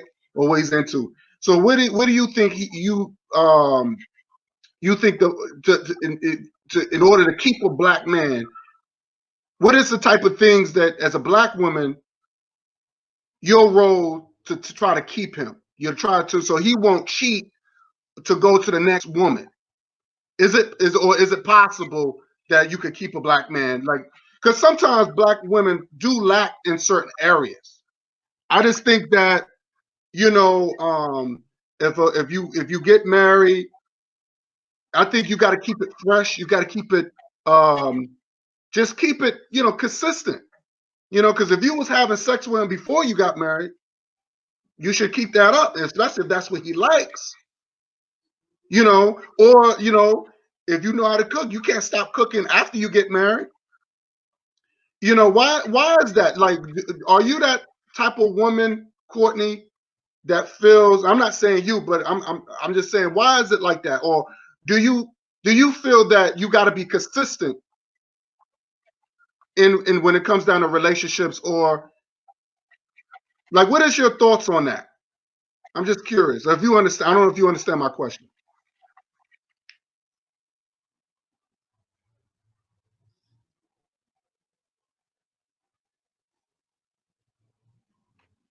Okay, I'm just waiting for her to unmute herself.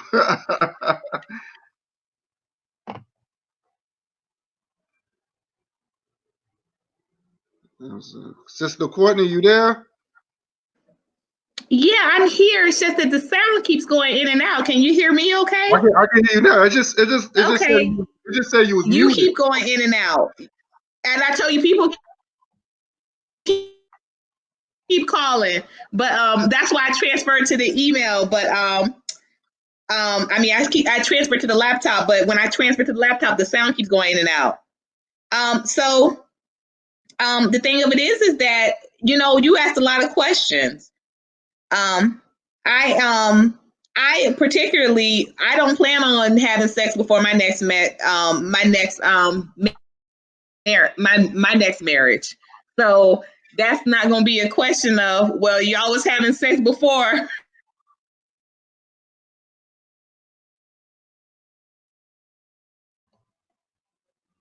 Are you going out? You're For going out. sure.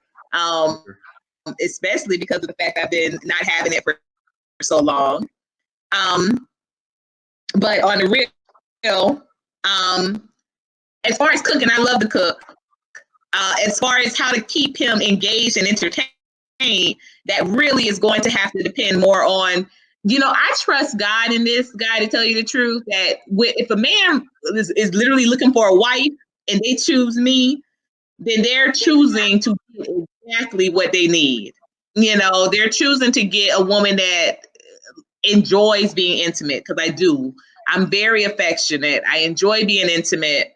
I want to have more kids, so that also goes hand in hand with being more intimate, as well as that has to be something that he wants as well, because I surely want to try for twins.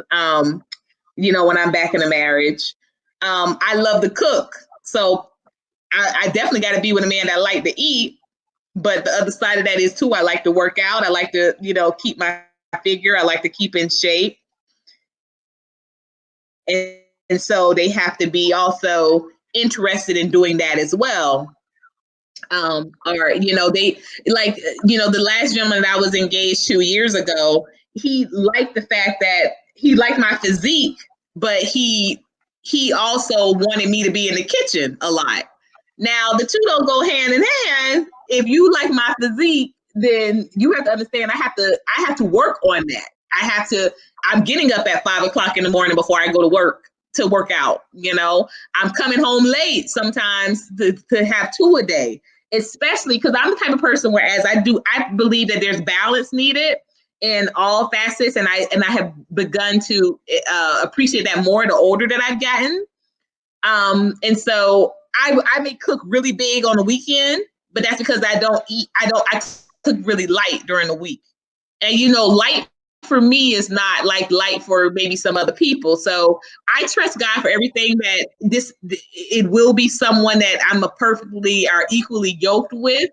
I think little kinks we can figure out, no pun intended, you know, like for instance, that was very much an issue.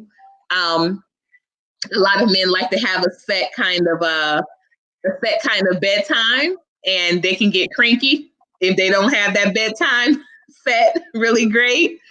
You know, I found that has been very funny to me. So that's why I always laugh when y'all get on Cool Cutter about how he be falling asleep, because honestly, most and I haven't had a lot of adult relationships, you know, but I would say about, you know, all of them that I have had, which about four, yeah, men go to sleep.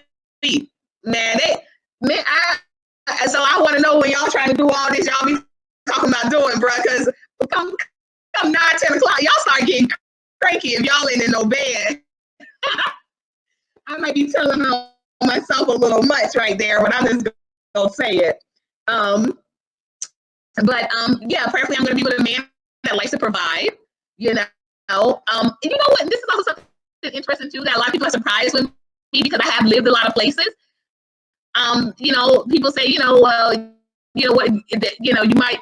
They always think that I'm the type of person that likes to travel a lot. I don't. y'all, I don't mind moving, but traveling, because I like to really relax when I go to a place. I don't like to go to a place and just stay a weekend. I like to go and like set up shop. I like to be there for weeks at a time. And yeah, so but would I be willing to try out that type of lifestyle? Because a lot of older men that I have seen and understood, they do like traveling. They like going different places.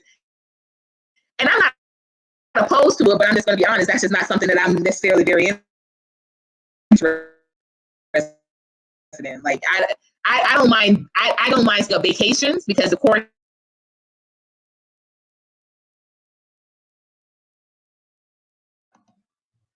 You're going in and out, Courtney.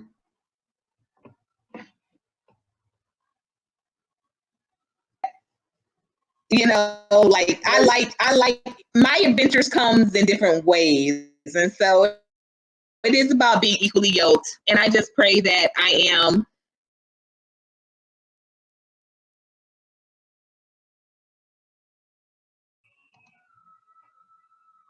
Just keep going in and out. I love cleaning, as Erica says. I love organizing. I'm very particular. I'm a Cancer, so not that that means the world, but I am very particular about my home space. I like my home space to smell good, to look good, to be inviting, to be warm. I love engaging with my children. I really do. We're very much a tribe. So I'm not definitely one of those type of I try not to be. Some days it is, no lie, where everybody is kind of on their own little devices. But for the most part, I like to enjoy the day with my kids. We get out, we work out together, we walk the tracks, we go to the store, we do movie nights, things like that. So I'm a family type person. I'm the youngest of 5, and I have a daughter and a son. So I do I am often I'm often find myself looking for ways to be creative with how to kind of entertain both of them and both of their interests. I am into sports, but like I said, baseball is my favorite. So, I definitely don't mind meshing well, but that's definitely what I'm looking for at this point. Just someone that I have incredible chemistry with, someone who likes to read more than they like to watch, someone who likes to who knows how to accept love, because what I found in my adult years also is a lot of people don't know how to accept love. A lot of people they're very suspicious when someone tells you that they love them and they're all in. And that's just the only way I know how to be. And so even with this situation, like, that I spoke of that I'm going through, and it's been kind of public, and it's been very, it's been embarrassing, and it's definitely been, it's made me aware even more so in this day and time that, wow, a lot of us just aren't used to knowing what that love feels like. And that's why I love that song, Always or As by Stevie Wonder, where he says, ain't that loving you? Like people don't realize that, me having these visions, of being with you to the end of time, being with you to dolphins fly, to the sun don't shine. Ain't that loving you? Ain't that loving you? Oh, that's not loving you. So we do need to learn our love languages. Like, I was even looking with the whole Will Smith and Jada Pinkett thing, right? And people were like, oh, Will don't have the tastes, and he should force her, and this is just embarrassing for him, and da da da da. And I continue to watch their podcast, and the way that they are like continuing on with their lives. And I'm like, I bet all of these people that have, I won't say all, but most of these people that have all of these suggestions or critiques of their marriages have never been in one. Mm-hmm. And they've always said from day one, they took divorce off the table. And I'm going to tell you from someone that has been divorced, that's the way I'm going into my next. You know, I mean, unless it's a beating, you know, because ain't nobody gonna be. I saw Erica say she got them knives. I ain't gonna be sister wise with her, okay? I'm just right now. I'm sorry. Me and Erica ain't gonna be no sister wise because Erica gonna bring out knives on me. Pretty correct. Hey, hook me up, sis. We might be a better fit. Erica got knives hitting on us, sis. No, Courtney, I got a question for you. Yeah. It's a funny question because I'm gonna ask Brother McCarry if he does this shit. The question is, do you like after good sex, right? Do you get mad or have you got mad when a guy just after having good I won't say you make love, he rolls over and fall asleep? Or you prefer just cuddle and no, I like to, you know what? I'm bad with this, brother, but I always told you I was gonna be real. I told you, if it's good, keep it 100 with me. Keep it 100. I'm gonna keep it 100, and that's why I'm even go cam. I would cam up, but it's dark. It's dark in my front room. It rained here today in Georgia, but I really would wish you could see my eyes when I say this, but if it's good, I'm gonna want it again. That's the worst thing to me, and that was the issue when I was married. If it's good, I'm gonna want it again.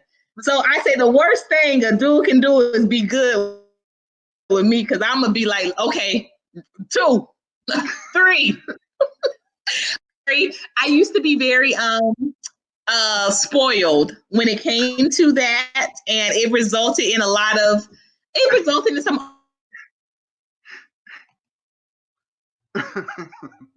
Prayerfully, I've grown from that, but honestly, I don't think so.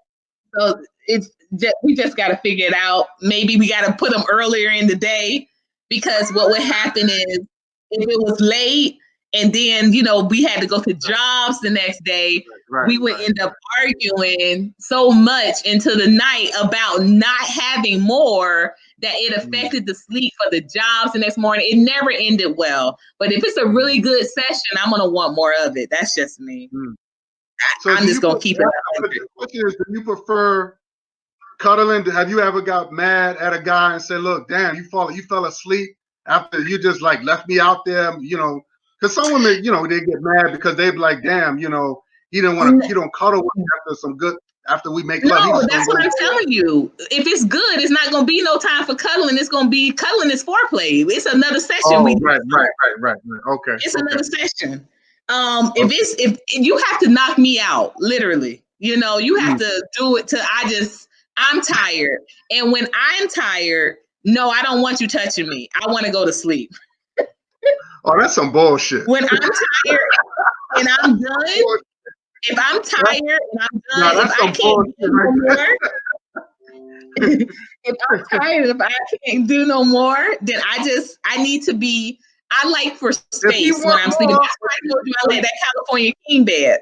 I like space. So you say if he want more and you tired, it's your way or that's it. I know you can't get. No. I'm saying for him to want me to go to sleep, he gotta knock me out to go to sleep, and then I'm done. Like, I don't want to cuddle. I don't want to cuddle.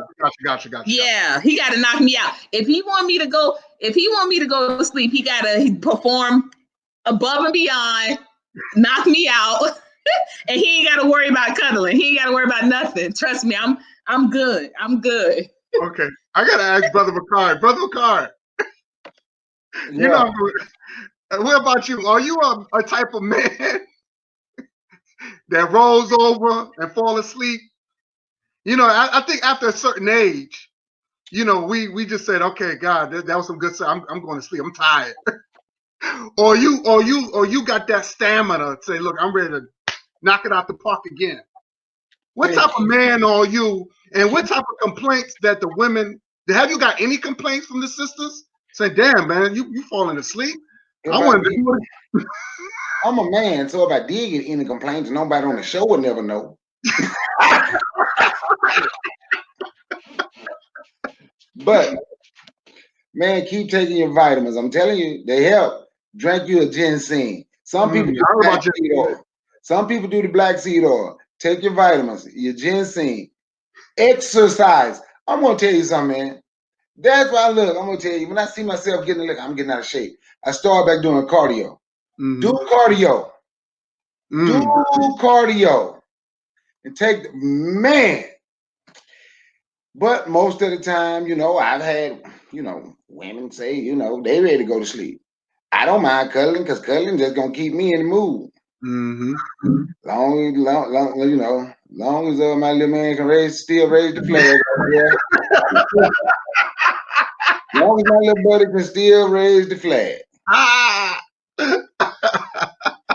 I'm good with that. So yeah, I might cuddle. I'm being honest, it's according to the mood. Like today is rain.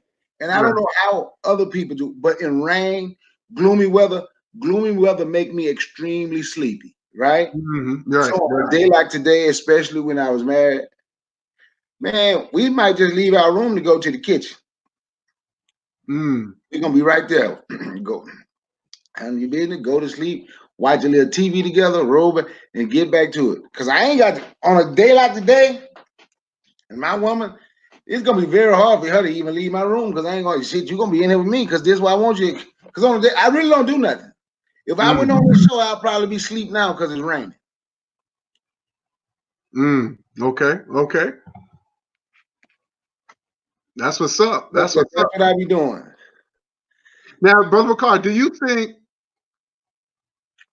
porn can ruin the relationship as far as black folks is concerned?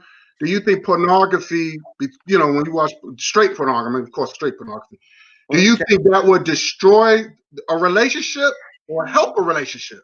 And I'm going to ask Courtney the same question after you. Go ahead, brother. Okay, can I speak freely on your channel? Brother, go ahead. Look, I stopped watching porn when I was 16. So I got porned out by the time I was 16. I don't even watch porn. Oh, okay, got you. Do I think it can ruin a relationship? Because if grown men watching porn and was doing what I was doing when I was watching when they woman make it home, or if their wife not there with them, they gonna be and got a lot of their rocks off. And I'm trying not to be graphic. Right. I guess it won't if you watch it together. You can watch it together. You can try everything that they're trying. But like I said, man, by the time I was serious, I say 16, but for real, by the time I was like 20, 21, I started watching porn when I was like 12, 13 years old. Sneaking, we had the big satellite. Playboy wasn't that good. So we used to watch American Ecstasy. Then late at night, sneak up out the bed while mom and dad sleep, turn to American Triple Ecstasy. And like shit, I can wait. I used to say I can't wait till I get old enough. I can't wait till I get old enough to do that. I can't wait till I get old enough to do that. And then you watch it and you can try it with it. But like I said, I really don't watch it. I really don't care for it in all honesty. I really don't care for it. Okay. But I know people that get addicted to it. That's true. I actually knew a couple of people that were addicted to it. Look at it. Sister Erica say some of the porn goes too far. When she said that, I'm looking for it. Wait, when she said that. Oh yeah. Like I said, I really don't watch porn no more.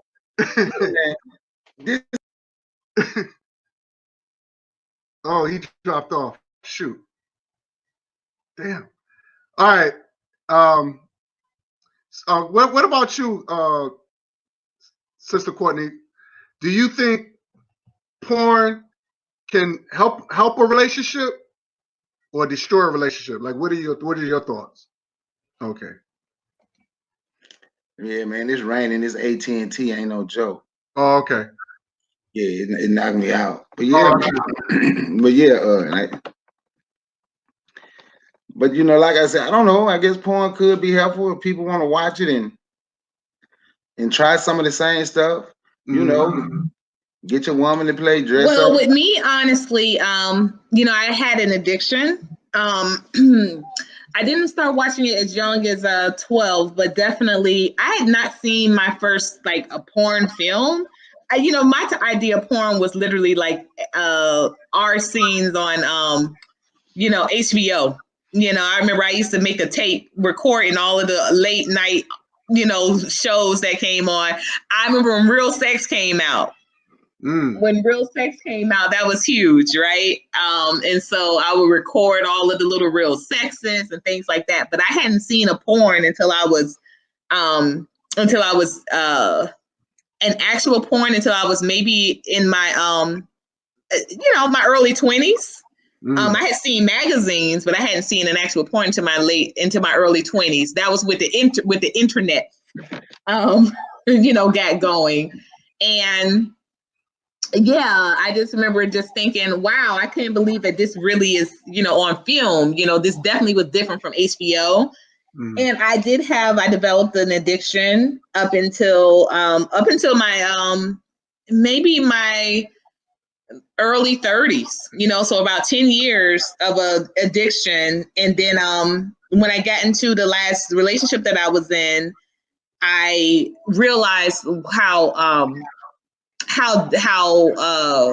detrimental it was, because he was someone who didn't realize he had an addiction. And that was that.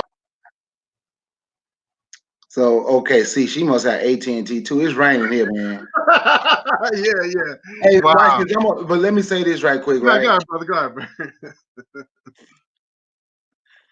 I got a homeboy that I never say his name, and I don't even know the name of his stuff.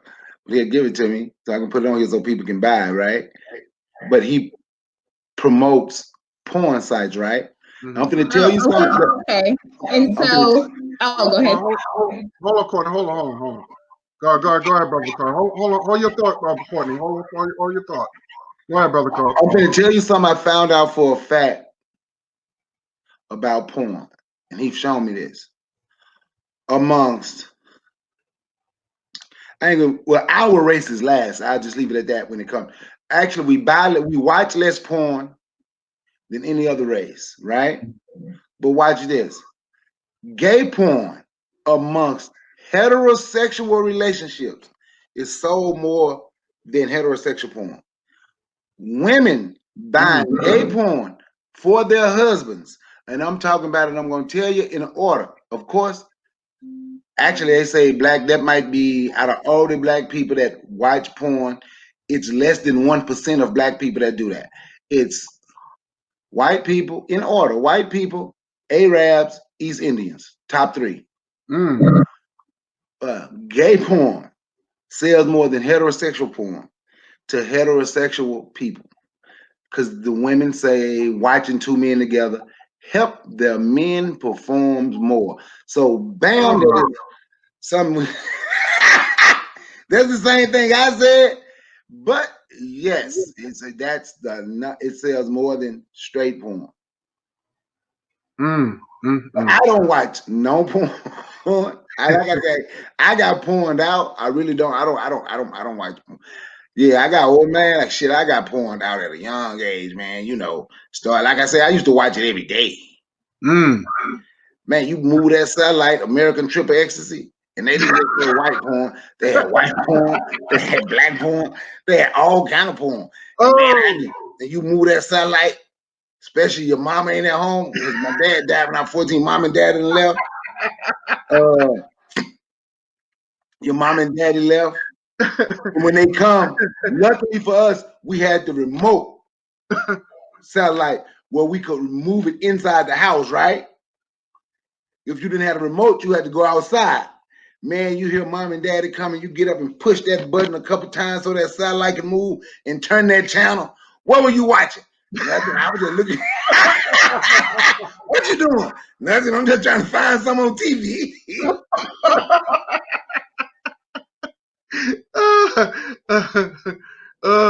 Okay, pretty.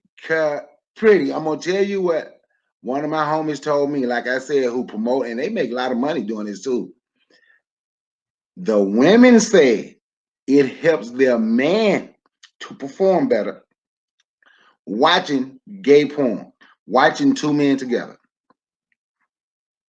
Mm, Since we were talking about porn, I just wanted to put that little fact out there. mm. So, Courtney, you can finish what you were saying. Have you heard that before, Courtney? It probably take us some time to get on. Have I heard of what? Buying when he said men porn making them perform better? Is that repeat that what you said, Brother Bakari? Okay, one of my homies that do this for a living, he said, and by the way, he said for every $1 you make doing heterosexual porn, you're gonna make $4 or $5 if you sold gay porn. I heard about that. But he said to women, mainly white women, Arabs, and East Indians, especially white people and Arabs, especially them, their women would order it and they would say, watching two men together help the man perform better with them.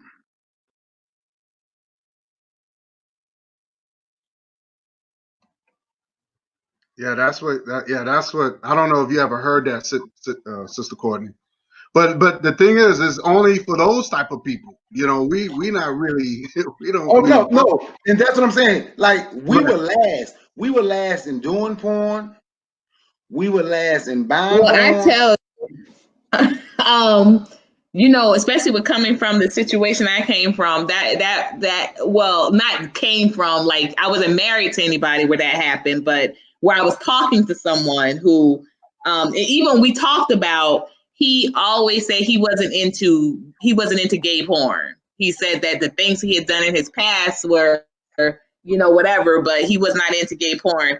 I can't imagine. I'm telling you like this. I even give men the side eye when they tell me Michael Jackson is their favorite artist. You know, I even give. So I personally couldn't imagine thinking that, oh, you know, let me get these two men going on in this porn.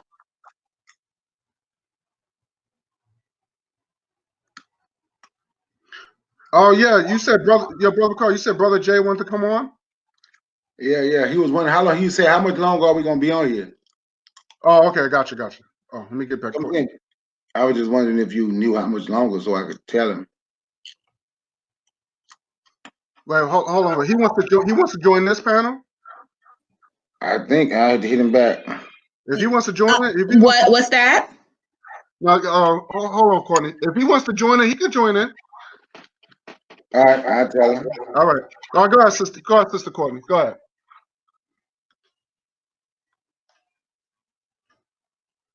Sister Courtney, go Are ahead. you talking? Yeah, go ahead. Go ahead. I'm listening.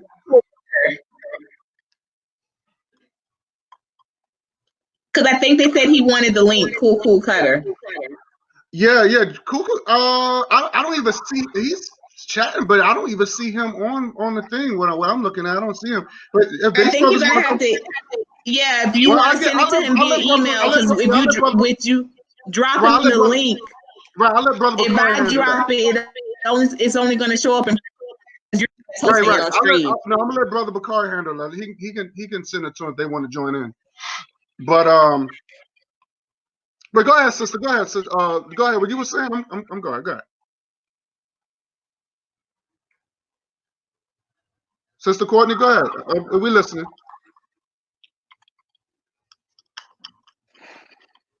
Okay, yeah, because I was just saying, just to the point of I would not feel comfortable, you know, getting.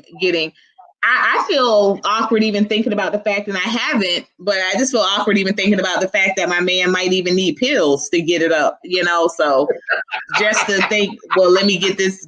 I believe in what KW Don said. I think the porn industry is just such an incredibly demonic and a degenerative industry that I don't want to have any involvement in it ever again. You know, the 10 years I gave it was much more than what it deserved. So that's my. But let me ask a question, right? So let's say you say you don't want him to think about, you don't even want to think about your man having to use a pill to get it up, right? Now watch this. Hypothetically, let's say you got a man that using that pill to get it up, but he only using that pill for you. Then when you tell him no, he find a woman that's shit. I'm okay with you taking a pill, you getting it up 4 or 5 times a week. And then I'm just saying. What? I'm just saying. No, I'm asking because he was an older guy. He was an older guy, right? Right. Right. He was about 70. He used to pop. He used to pop. He used to pop them on like candy. But the wife never had no complaints from what I heard. Mm. So, Courtney, what would you think about that? Good question. It is a compromise I'd be willing to make, but I mean, right now it is something that I haven't had to consider. You know, I haven't had to consider it. So I enjoy being able to do things naturally. And I think that there's a lot of there are a lot of natural remedies in food and with diet that, you know, we just don't engage with on a more tactical level. It's easy to say that there's a pill out there and pharmaceuticals are going to get paid from that. But, Mm-hmm. you know, like I found that just with, you know, there are a lot of things in nature that can be cured with the way you go about your diet. You know, okra is great for bad backs and arthritis, you know, but hey, you know, Oh, You know, I understand what she's saying. So that's mm-hmm. why I mentioned running, taking your Right. vitamins, You did say that. Mm-hmm. ginseng, black seed oil, right? Mm-hmm. And so what if they taking a natural pill? What if they eating something natural? Like when I was in the Bahamas, it was a plant, right? And Mm-hmm. all the women swore by it. They swear about they want their man to eat this plant. They say it's better than a Viagra. Mm. And they want see for me, oh my God, oysters. Eat some oysters. Every man out there, go eat you some oysters, especially raw on the half shell. Eat you 6 of them. I bet you're gonna be want to pay me for that advice. If you don't, your wife gonna want to pay me for that advice. Thank you for telling my husband to eat them oysters.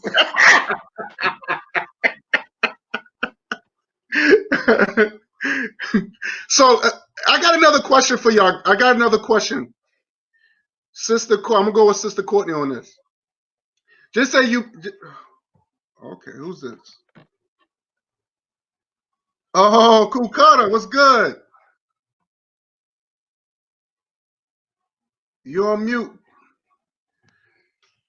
At least he ain't sleep. he looks live and well. Cool Cutter's on mute. But here's the question I wanted to ask y'all. So, Sister Courtney, I can't hear you, Cool Cutter. You got it on mute. Sister Courtney, would you leave a brother who just can't perform no more? If he can't perform no more, but he's still paying the bills, he's still handling his business like a man, but he just can't get it up no more. That's it. Maybe No, because I'm of good medical and what have you. issues. So I didn't want to come. I didn't want to come in and interrupt y'all. Would you leave a? Okay. So, Sister Courtney, would you leave a man? Will you leave a brother who just can't get it up no more? But he handle his business. He's making sure the bills is paid. He's a good dude. He's still a good dude. Would you still leave a man and you have urges? You want it, but he just can't. Oh, she booted out. I'm waiting for her to come back in because I want her to answer this question. I'm getting this. I want her to answer this. Oh, here she go. Here she go.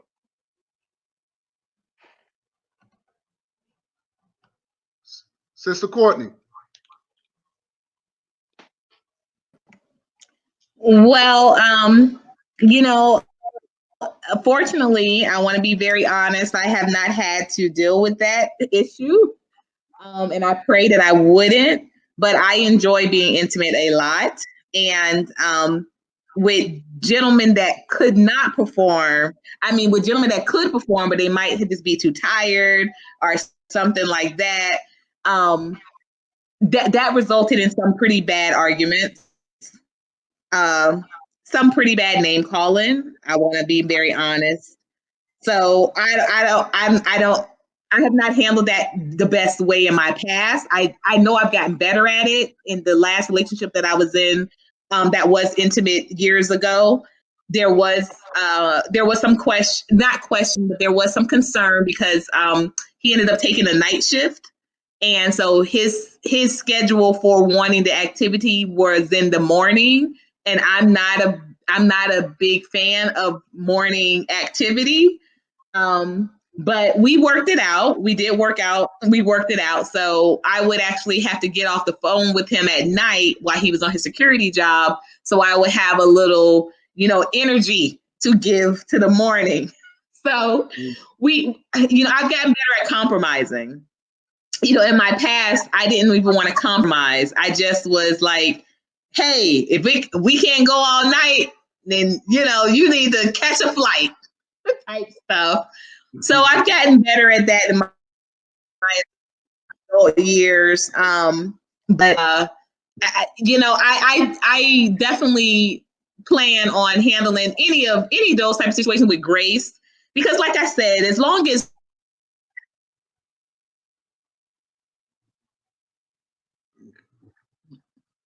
Let's give her a minute because I know she's gonna come back on.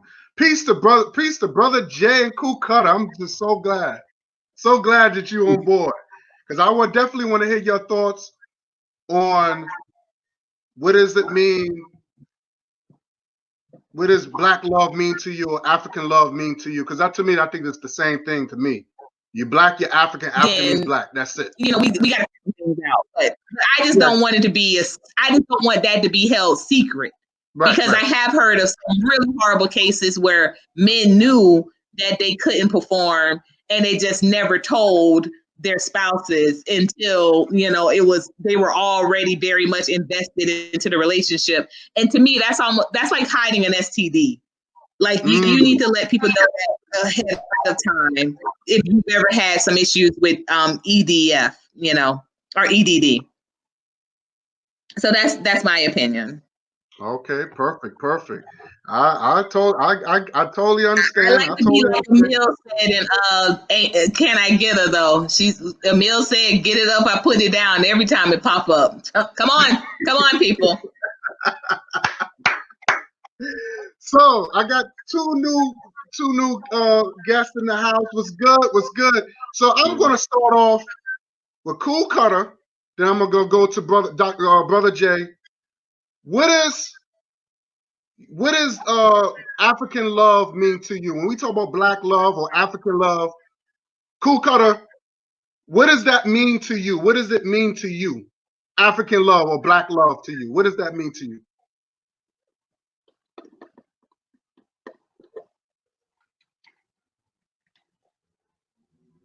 Cool Cutter? Oh, he's on mute. Cool Cutter's on mute. What about, okay, we're gonna go to brother Jay. Brother Jay, what is African? Okay. All right. First of all, man, hey, peace to everybody. Brother Bakari, brother Jay, Cool Cutter? Can y'all hear me? Yeah. Can you hear? Jay hears me. Yeah, I hear echo. I hear somebody echo. Y'all don't hear me? We can hear you. We can hear you. We can hear you. Can y'all hear me? Yeah. Cool Cutter. Maybe this is. Okay, hold on a second. Hold on. Somebody got to put that stuff on mute. Oh, okay. First of all, man, thank y'all, man, for having this platform open. Brother God Knowledge, huh? Maybe. It's your thing is echoing. Okay, shit's fucked up. Okay, I'm gonna get off, man. Shit is not right. Oh, okay. Okay. Brother Jay, All right. Hey, I'd what like is to your thank you. go? I'm sorry, go. I'm sorry, go. All right. Yeah, it seems Go like ahead, a brother. little delay. It's a delay in your speech on my end. Uh, Right. yeah, thank you for having me on the show. But man, that's a tough question. That's like asking me, what is love, man? I'm struggling with that. Mm. I'm struggling with that. As far as I want to, if you don't But what? mind, I But want what? to. But brother Jay, what is black love to you? What does that mean? African love, black love. What does that mean to you? Is it revolutionary? Is it means power? Like, what does that mean to you? Still having a tough time with that. I Mm. mean, because it's such a broad such a broad question. I mean, black love. I mean, black love is love. You know what I mean? As far as I'm concerned, I mean, when you say black love, it can be taken in a revolutionary sense. I mean, which is crazy to be revolutionary when loving yourself should be something that we all do naturally. Loving your people, especially people in our condition, in oppressed condition, is something that we should do naturally. But all in all, as I said, I struggle with answering that. So if you don't mind, I want to fall back and just take a look at a couple of the guest answers and think about that for a moment. Okay, so let's talk about where we will address, like, how do you, like, how do you feel, because I know these are questions that I asked the panel before. Do you think that the as the black woman today is different from black women in the past? um what is your thoughts? Do you think that black women are sisters are less cooking and less cleaning, but they still want that ring? Like, what is your thoughts? Like, do you feel that Uh, do you think there's a change with our sisters between I, I when our mothers and fathers, when our mothers and grandmothers used to be? personally, for me, I don't think so. Sisters are beautiful. Not to be funny, and never really had problems with them with any of those things. Like, I mean, they're very loving. I've always had a great relationship with sisters. Yeah, I mean, I don't look at any generation as any better or worse when it comes to them. Not that I know of, not from my experience. I mean, everything's been great, So, um, yeah, that's it. I think it's all the same. I mean, they love the same. They're beautiful. They still, at least for me, cook and clean. I mean, I haven't been with one that doesn't bring a plate to me. Not that I need that, but that just seems how they be. You know what I mean? Yeah, Okay. cleaning, and plus I share in cleaning. So if I could cook better, I'd share in cooking too. But as far as them doing that I haven't had any problems with it. Okay, that's good. That's good. Because a lot of women, doing our women are now dressing a little more provocative compared to back in the day. They feel that they can show more, a little more, which is to me, it's a little bit too much. You don't want your woman to see women, because the women could be, and sometimes we have to tell our sisters, like, hey, you dress a little bit too much, because it's like, what type of men that you trying to draw? You know what I mean? Mhm. And Quebec and our parents, they never used to dress like that. What women are dressing like that today. So I always want to know what your thoughts on that. But hold that thought. Hold that thought. I want to hear Cool Cutter. Cool Cutter, are you ready to? Can you hear me? Okay, okay. Hey, my apologies. Can y'all hear? Am I sounding in real Yeah, time? yeah. Perfect, perfect. Okay, cool. I apologize. That was my fault and what have you, and causing disruption. So, first of all, I like to say, God in Hollywood, I really appreciate being on your platform. I appreciate the energy, your opinions, and your facts and your expressions and what have you stuff. I really appreciate that. Sister Courtney, I heard a little few things and whatever, but nonetheless, and what have you, your association with these brothers and what have you stuff is noble. And Brother Jay, man, I really appreciate to my associate with the super pseudo Isaiah that me and you collab, and then you can goddamn collab with brother God in Hollywood and brother Bakari and sister Courtney. And but anyway, as far as African love, I don't know. I kind of heard what brother Jay, and I somewhat concur, but I didn't hear too much. And one thing about African love is not exclusive to no race. Love is a universal application of the exertion of the emotion that is being expressed, what have you.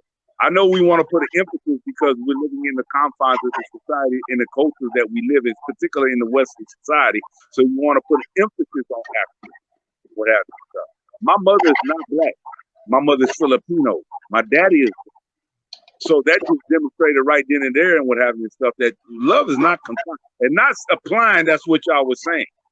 Love transcends just the same way. I listen to music. When I tell John Mayer is my favorite and greatest musician, and he's white.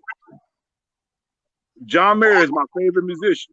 It's the same way with music, which parallels and it corresponds with love.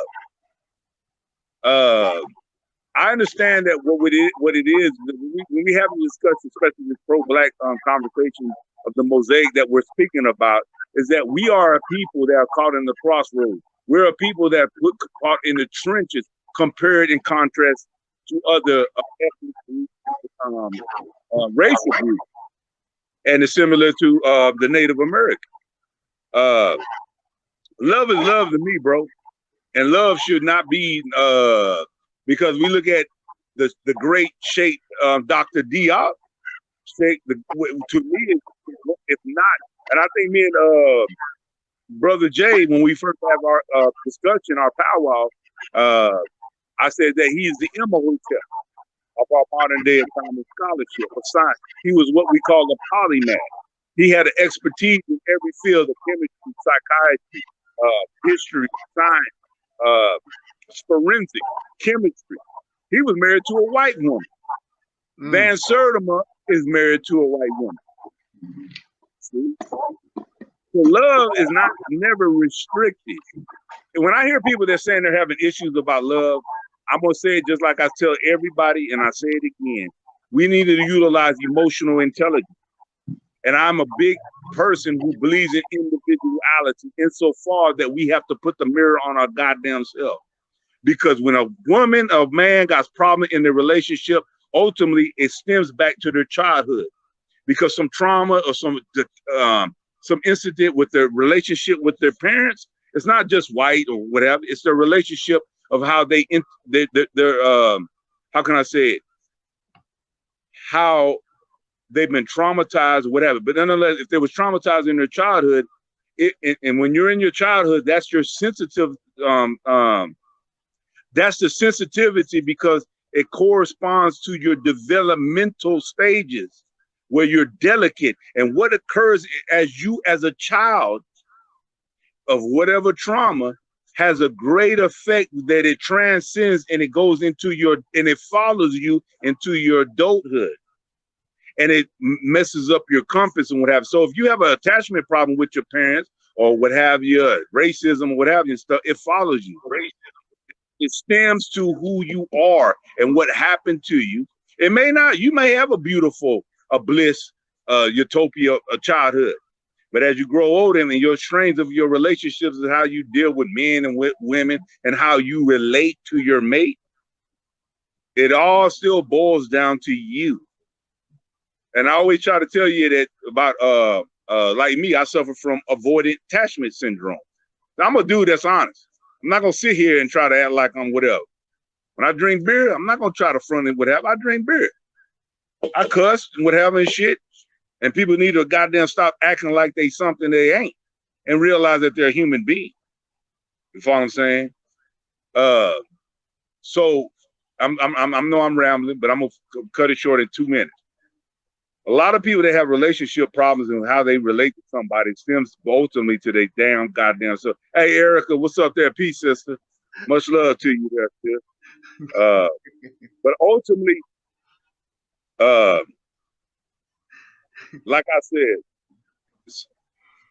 if your shit is fucked up with yourself personally, and you get on this goddamn shit and try to front and realize they're not saying that's what people are saying, but people want to use a defense mechanism, a coping skill of deflection and blame and say, why I can't find this, why I can't find that. Ultimately, it's you. You're the one that has a problem. You're the one that got issues. Until you put them shelves and develop healthy boundaries, not walls, because walls are nothing but defense on walls. Because you got to have a swivel door that has the ability to filter what goes in, what goes out. Defense walls prevents things from the outside coming in. And then while you're confined by that defense wall, you're only confined, limited to that thing. But anyway, I know I'm rambling. But anyways, what was I trying to get to? It ain't race it's the goddamn problem, bro. To me, it's not race. It's that person that got fucking problems because they're not tackling the things about themselves. Because when you got personal problems inside your own self, your antennas are going to attract people who are similar to you. That's the reason why you find it in the pro-black community. And I said this a long time ago when I was in the Nawapian Nation. People in the Nawapian Nation got the most mental, emotional problems. And what they do is they attract people in that short-term game, and they attract person to that similarity. And yes, a person that has meth problems or whatever addiction will always tend and gravitate to that person on a rudimentary in a short-term thing because they're not being judgmental. And then you lay with that motherfucking shit, and that person you have the ability to talk about your fucking problem, and you feel comfortable with that problem. Okay. But no, everybody else is not listening to you. But when you listen to a person that's broken, and you're broken, at the genesis of your relationship with that person, it's going to be cool. Okay. Then eventually, what you see a lot of motherfuckers do, they have sex, they fuck, whatever. You fold that girl up like a Safeway chicken or whatever and shit. And then you intertwine your brokenness with that broken person. And then in the long term, you eventually wake up in the morning and realize it's this broken person, and you'll realize, say, who the fuck is this person? Right. Then you become critical about that person. And everything how it was in the beginning is detrimental the way it is at that present time in the long run. So as far as African love, I don't know what you mean by African. My mama is not black. Okay. Okay, I'm gonna get off this now. I know I'm talking. My mama's not black, she's Filipino. Okay, I got you. Love transcends. Okay, my bad. Let me shut up. My bad. That's right. I want to just give everybody an opportunity. Problem, you're right, man. I talk too much. My bad. Yeah, I don't want you to end up like Isaiah and shit, you know. So I'm gonna go to straight to Brother Bakar because I know he. Hey, I'm talking.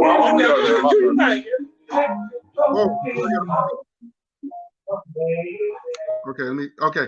Brother Bakari, do you agree with Carter? Because I gotta go with Pretty and Erica, man. They going in. They going in. Erica, bull, man. I love gangsta. I mean, they gangster with it. Like Erica's like Cutter, so pushing that love is love. That includes homosexuality also, because that's a part of love is love. Yeah, that's facts. We're not into that love and love stuff. And Pretty said what she said. She said, nah. Respectfully, I disagree with Mr. Cutter. Loving your own and promoting love amongst ourselves is the strength of any nation. I have to agree. I'm gonna get to you, Brother Jay. Please forgive me. I'm gonna get to you, brother. I want to hear what Brother Bakari got to say. With Brother Bakari, do you agree with Cutter?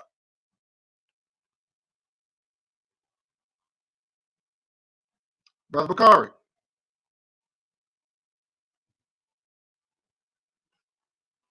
Okay, he probably stepped off. Okay, I'm going with Brother Jay. What do you say? Do you think love is love? You think love don't have no color, Brother Jay? Well, it's still a tough question for me.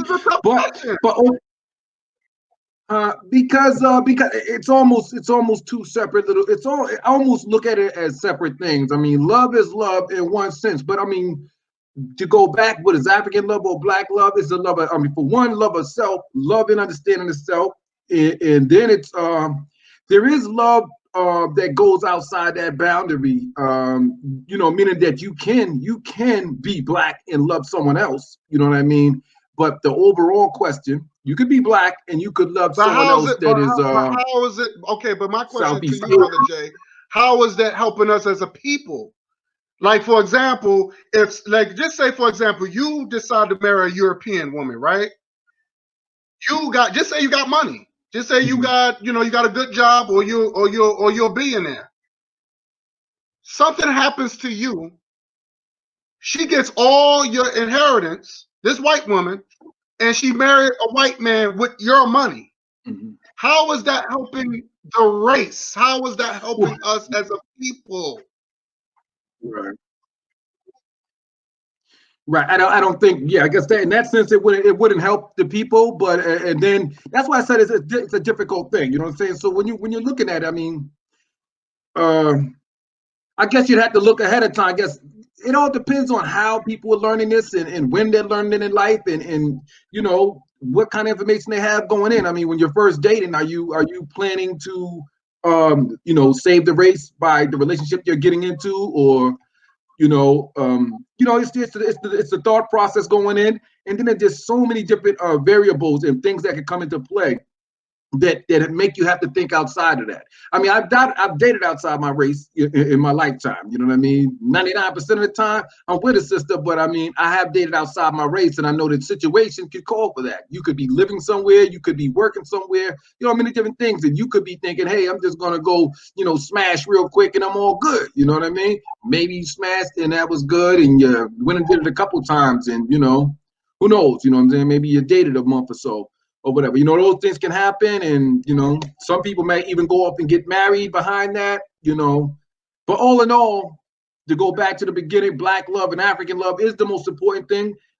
It is something we should push. I think that is first and foremost, and that's something you probably want to raise your children on. You will probably want to say, hey, this is the best way to go, and explain the benefits of it, as you said, because when you do choose outside, like we look at a lot of or a portion of our artists and athletes who make it, who get all that money, and you see them, and it's like, wow, because you did that, as you said, that money leaves outside of our community and goes somewhere else. Right. That's definitely not good, especially in the condition that we are as a people. We're in a special condition because we're the object of powers that be, and they're intentionally trying to crush us. And one of the things we could do is build, and as building, we want to start at home. Is the best place to build, and that starts with love. So I Right. do believe that comes first, and that is something we should promote. But with that said, I do not knock someone like Diop or Van Sertima or even Kwame Nkrumah. Also, he married a woman from Egypt, and I believe she looked sort of Arabic. She didn't look black, but I don't question his love for black people behind him doing that. That's the only reason why I said it. It's a little. It can get a little bit technical. You know what I mean? I don't look at those brothers as sellouts. I don't look at someone like Frederick Douglass or something and say, oh, he sold out when he made that move. I had to try to understand the situation that the person is in. You know what I mean?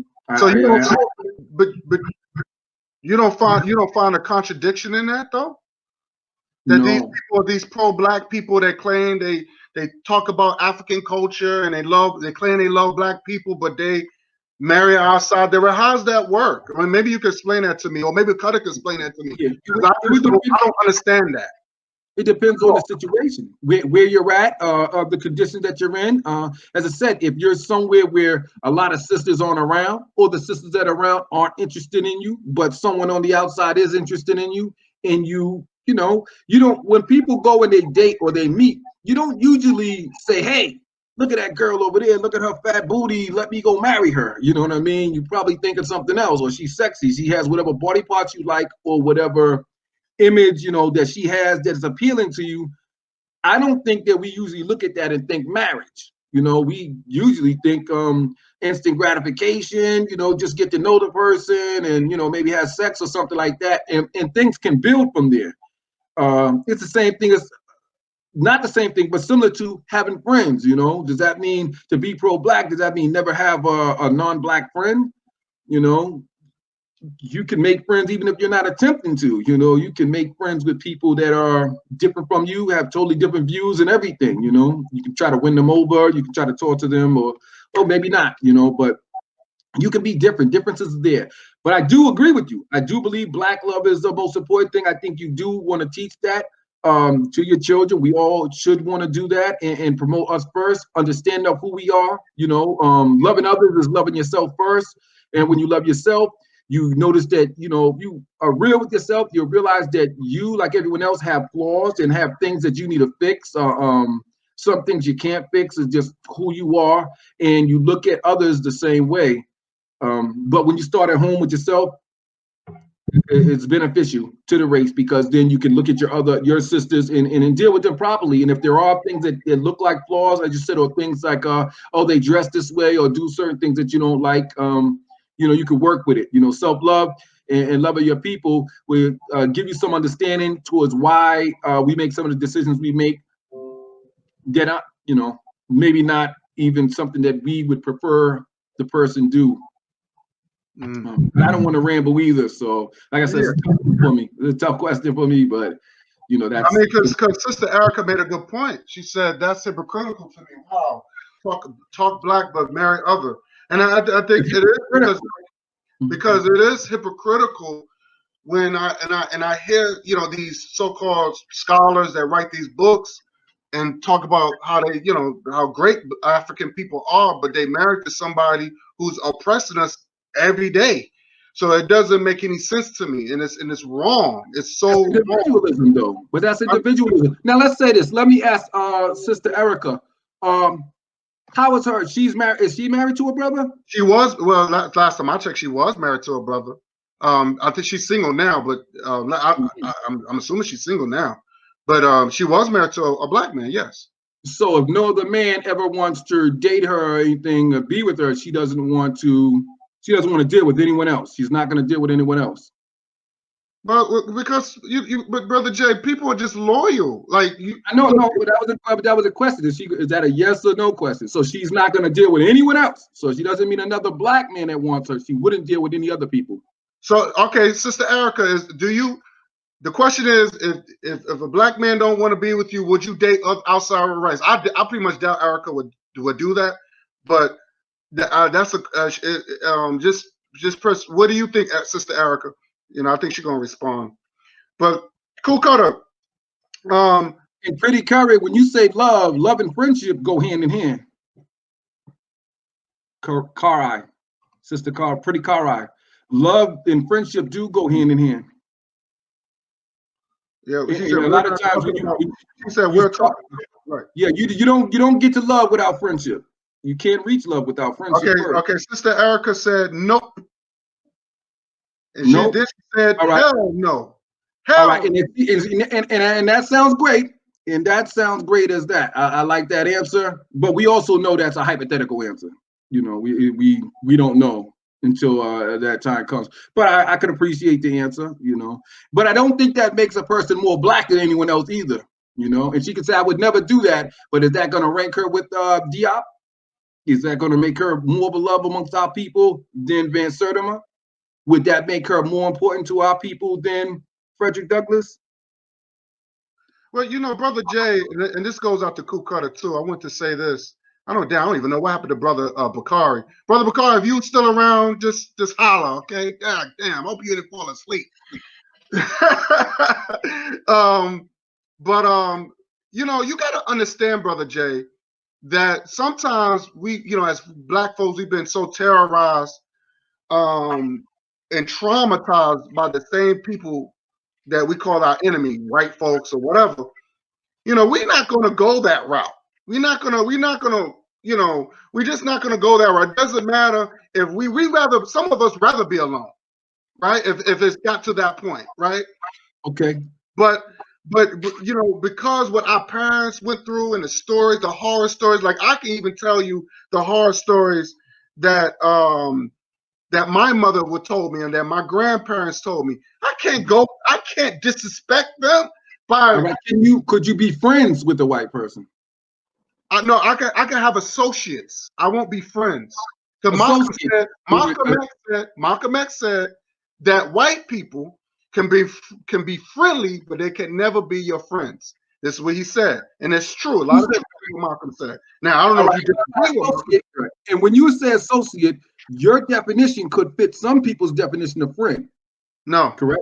No. No. So when you say associate, when you say associate, what you mean? So a white person could never socialize. It's socialization. We socialize. We talk. That's it.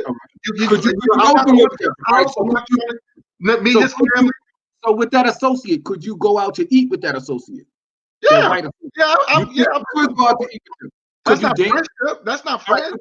Could you dance with that associate? Do I know? Will I dance with that? So what you mean dance? I don't understand. Dance, like the thing, like the music comes on, you have your body to the rhythm. Would you dance with a white person? Will I dance with a white person?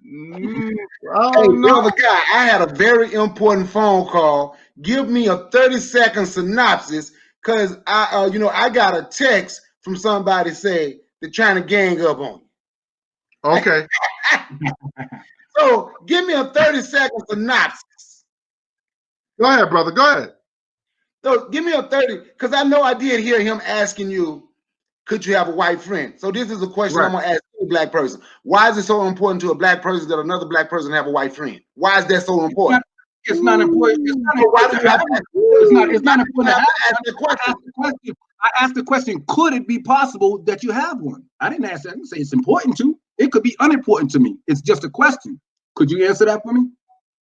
Well, see, if it's not, but I still want to say, but why is it? Could you have a white friend? It seems like that's something that's important. Now I can say it's a difference between an associate and an acquaintance. I can have a white associate. We work together. White acquaintance. We work together. But would I sit and say I have a white friend? No. They have shown me. Wait. They have shown me their colors, right? Through all these years, right? Now watch this. Just a simple yes or no, then I'm going to elaborate. Can you have a white friend? Yes. So now watch this. A student of history who know you have been at war with a certain group of people for more than 5,000 years can turn around and say, those people can be my friends. Just because they're not my friend don't mean I dislike them. We're associates. I even had a couple I might hit up. Look, man, let's go chill right here and drink a beer. But there's a difference between a friend and an associate. Why is it so important for you to drink a beer with your white friend? No, I said I don't even drink. I just watch this. I didn't say they were my friend. I say we could be associates. All right. Why is it so important for you to drink a beer with your associate? See, to me, associate friend, you're pretty much saying the same thing. I know it's really semantic. No, let me show you. No, let me show you the difference, right? Let me show you the difference. I'm gonna show you the difference. What is your definition of associate? Let me get that so I can understand, so we can be clear. An associate is someone I talk to, someone like might be at work. We talk and we might hold a conversation at work. A friend is someone I'm gonna talk to. A friend is someone, hey yo, I can call Amir. Look, man, a bird running show right now. Wait a minute. Because I didn't ask for the difference. I did not ask for the difference. I'm gonna give you the difference because what you're trying to do is say semantics. Because I just wanted and you're very smart. I've spoken with you on YouTube. You're very smart. So what you're finna try to do is run them together. So I'm gonna explain the difference so you can't run them together against me. You understand? You're very smart, and I know I have seen how you work, right? So we're gonna work together. All right. Right? So my partner Amir, that's gonna be my friend. Yo, Amir, man, I'm $50 short on this light bill. Bam, there you go. No problem. Yo, Amir, I need this right now. Or he'll call me, yo, Bakar, I need this right now. So then that's gonna be a friend. And have I ever had a white one? No. I can say it like this. Like I say, then I'm gonna let you go. I promise you. I'm gonna just say this. This ain't gonna take long. I remember my daddy telling me, and he didn't even hate white people because he said hate can consume you, and I understand that now. He said, you'll never have a white friend. It was a guy used to be out there marching, talking about Black people need to have the right to vote. Black people need this. He'll be in the front line. Might even get spat on. And him and my daddy worked together. They gave my daddy a position to give my daddy a supervisor over him. Before my daddy even told him, I turned the job down. That same white man who my daddy thought was his friend said I quit because ain't no colored man smart enough to be my boss. Mhm. And you realize that's not a friend. It is what it is. Mm-hmm. All right, so are you done, bro? Yeah, go ahead. All right, so John Brown comes to you, says, hey, man, we're going to hit this armory up. Yeah. You know what I'm saying? I know a lot of your friends, they're not rolling with you, but I'm down with you. I'm going to bring my 4 or 5 sons up in here. We're going to go bum rush the armory, take all the guns. We're going to give it to all the brothers. We're going to fight our way up out of this situation. You down with something like that? Is that somebody you could roll with, or is that something, nah, you look too pale for me to get down with a plan like that? Well, I ain't gonna even look. I ain't gonna even go back to slavery. I'm gonna go back to the 60s or the 70s. Jim Jones did the same thing. How did that work out? But see, my brother, I'm just saying. but that's not what I asked you. I asked you specifically about dealing with John Brown in a situation where they're ready, him and his sons ready to bum rush the armory to get you guns to fight a battle. You are being tortured, terrorized, killed, and enslaved. Pale man ready to put his life on the line for you and provide help, get you guns, ready to him, front of the line. Your friends who are with you enslaved, not down with dough, scared to death. Is that a friend? Is that someone you would roll with? Or would you say, forget you, John Brown, you on your own? Now watch this, right? I'm gonna say no. You know why? Because them same black people that I've been trying to get to fight wouldn't fight with me. So they went to fight with them. See, so now he got some people that he in charge and control of. I believe in fighting for myself. See, ain't nobody gonna ever. I'm gonna tell you something. You ain't gonna ever hear me talk about John Brown. Okay, so you wouldn't go with John Brown. Okay, let's use another one. I want to give Cool Cutter a shot. Go ahead. Go ahead. Finish up what y'all got to say because I want to. Okay, so I see. Then he wouldn't have. So we wouldn't have tried to get out of slavery. Would have just stayed in there because the principle. No, I wouldn't have got out with John Brown. Is what I said. See, right. I understand. I mean, there's nothing wrong with that. We all have a choice. Okay, so then another option was. As far as the rebellion in Haiti, you know, we needed this gun supply. You know what I mean? So Toussaint worked something out. One of the French was able to buy guns to provide for the revolution. You know, his white friend hooked him up. They was able to get these guns and fight this revolution. You're saying that no, Haiti would have just stayed in slavery based on the way you would have went about it because he was white and you just wouldn't have done any business with him because he's white. So couldn't work with them. Just stay slaves. Jay, I'm gonna tell you kind of smart, right? But I'm gonna tell you something. I can catch on to what you talk slick, but I listen fast, right? So I'm gonna tell you something, right? I'm gonna tell you something. I never said, see, buying guns from someone, that's doing business where I'm still in control of how I want to do it and how our people should do it. So you wouldn't work with them. I never said I wouldn't. I do business all the time with them. But watch this. When somebody else comes, and they have to be in charge of freeing us. Wait a minute, because I didn't say anything about. See, that's your scenario, though. I didn't say charge. They're in charge of freeing us. John Brown was in charge, though. John Brown. I didn't say he had to be in charge. Watch this, right? So look at me. So when I look at the brothers didn't join. He didn't have to be in charge. No, he wouldn't have been in charge of me because I wouldn't have. He wouldn't have to be in charge. He wouldn't have to be in charge of the situation. So watch this here, right? So when I see 900 million of them attacking and enslaving, I'm using that's a big number. I know it wasn't that many. Doing that to my people, you want me to go through and find that 2 special ones to say, them the good ones right there. So once it's been done for so long, the trust factor ain't gonna ever be there. And guess what? So now I'm gonna give you another scenario. Let's just say hypothetically I did go in the woods with John Brown.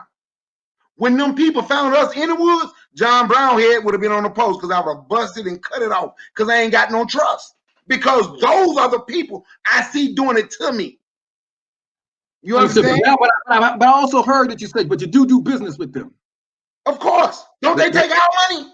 Okay, That's yeah, right. yeah. So I just want to be clear with that because I know that when you're doing business, I know how business works and I know how you interact with people. I'm a businessman myself, so I know how you must interact with them. I understand that you can't. Do So you ever watch do? this, right? Never you Let me ever Show do? you something, right? And I told Cutter this, and I said it before. So watch this. I had a pressure washing business, right? Whoever here around the Atlanta area, do y'all remember these restaurants called Courtney? I don't know if she there in Miami, called El Pollo Tropical. I had a contract. They use voodoo. I'm sorry. I had a contract to do 20 of them, right? 3 white folks, 2 Jews, right? So, which ain't number white folks. I was just showing the ethnic group. Now watch this. I didn't wear my business uniform. You know what I wore in there? Black love plus black dollars equal black power. My stance ain't gonna change. And guess what they did? They looked and bucked their eyes and said, do you want to sign the contract? And I sat down and said, yeah, give me the contract. See, my stance ain't gonna change because I know ain't nobody gonna fight for us like us. Mm-hmm. Ain't nobody. That's Not right. even good old John Brown. And when you study him, because I want people to study him a little bit more so they can see the occult movement, he was going to be the Jim Jones of the 1800s. So they can study his occult movement on what he was doing. Mm-hmm. They knew black people loved their religion. What was he fighting with? Religion. Black people followed Jim Jones. Black people followed the dude in Waco, Texas. Only thing I'm saying is, yeah, when you follow, it turns out a certain way. That's Yep. it. True. I want to give Cutter. Let me give Cutter. Let me give Cutter an opportunity. Cutter.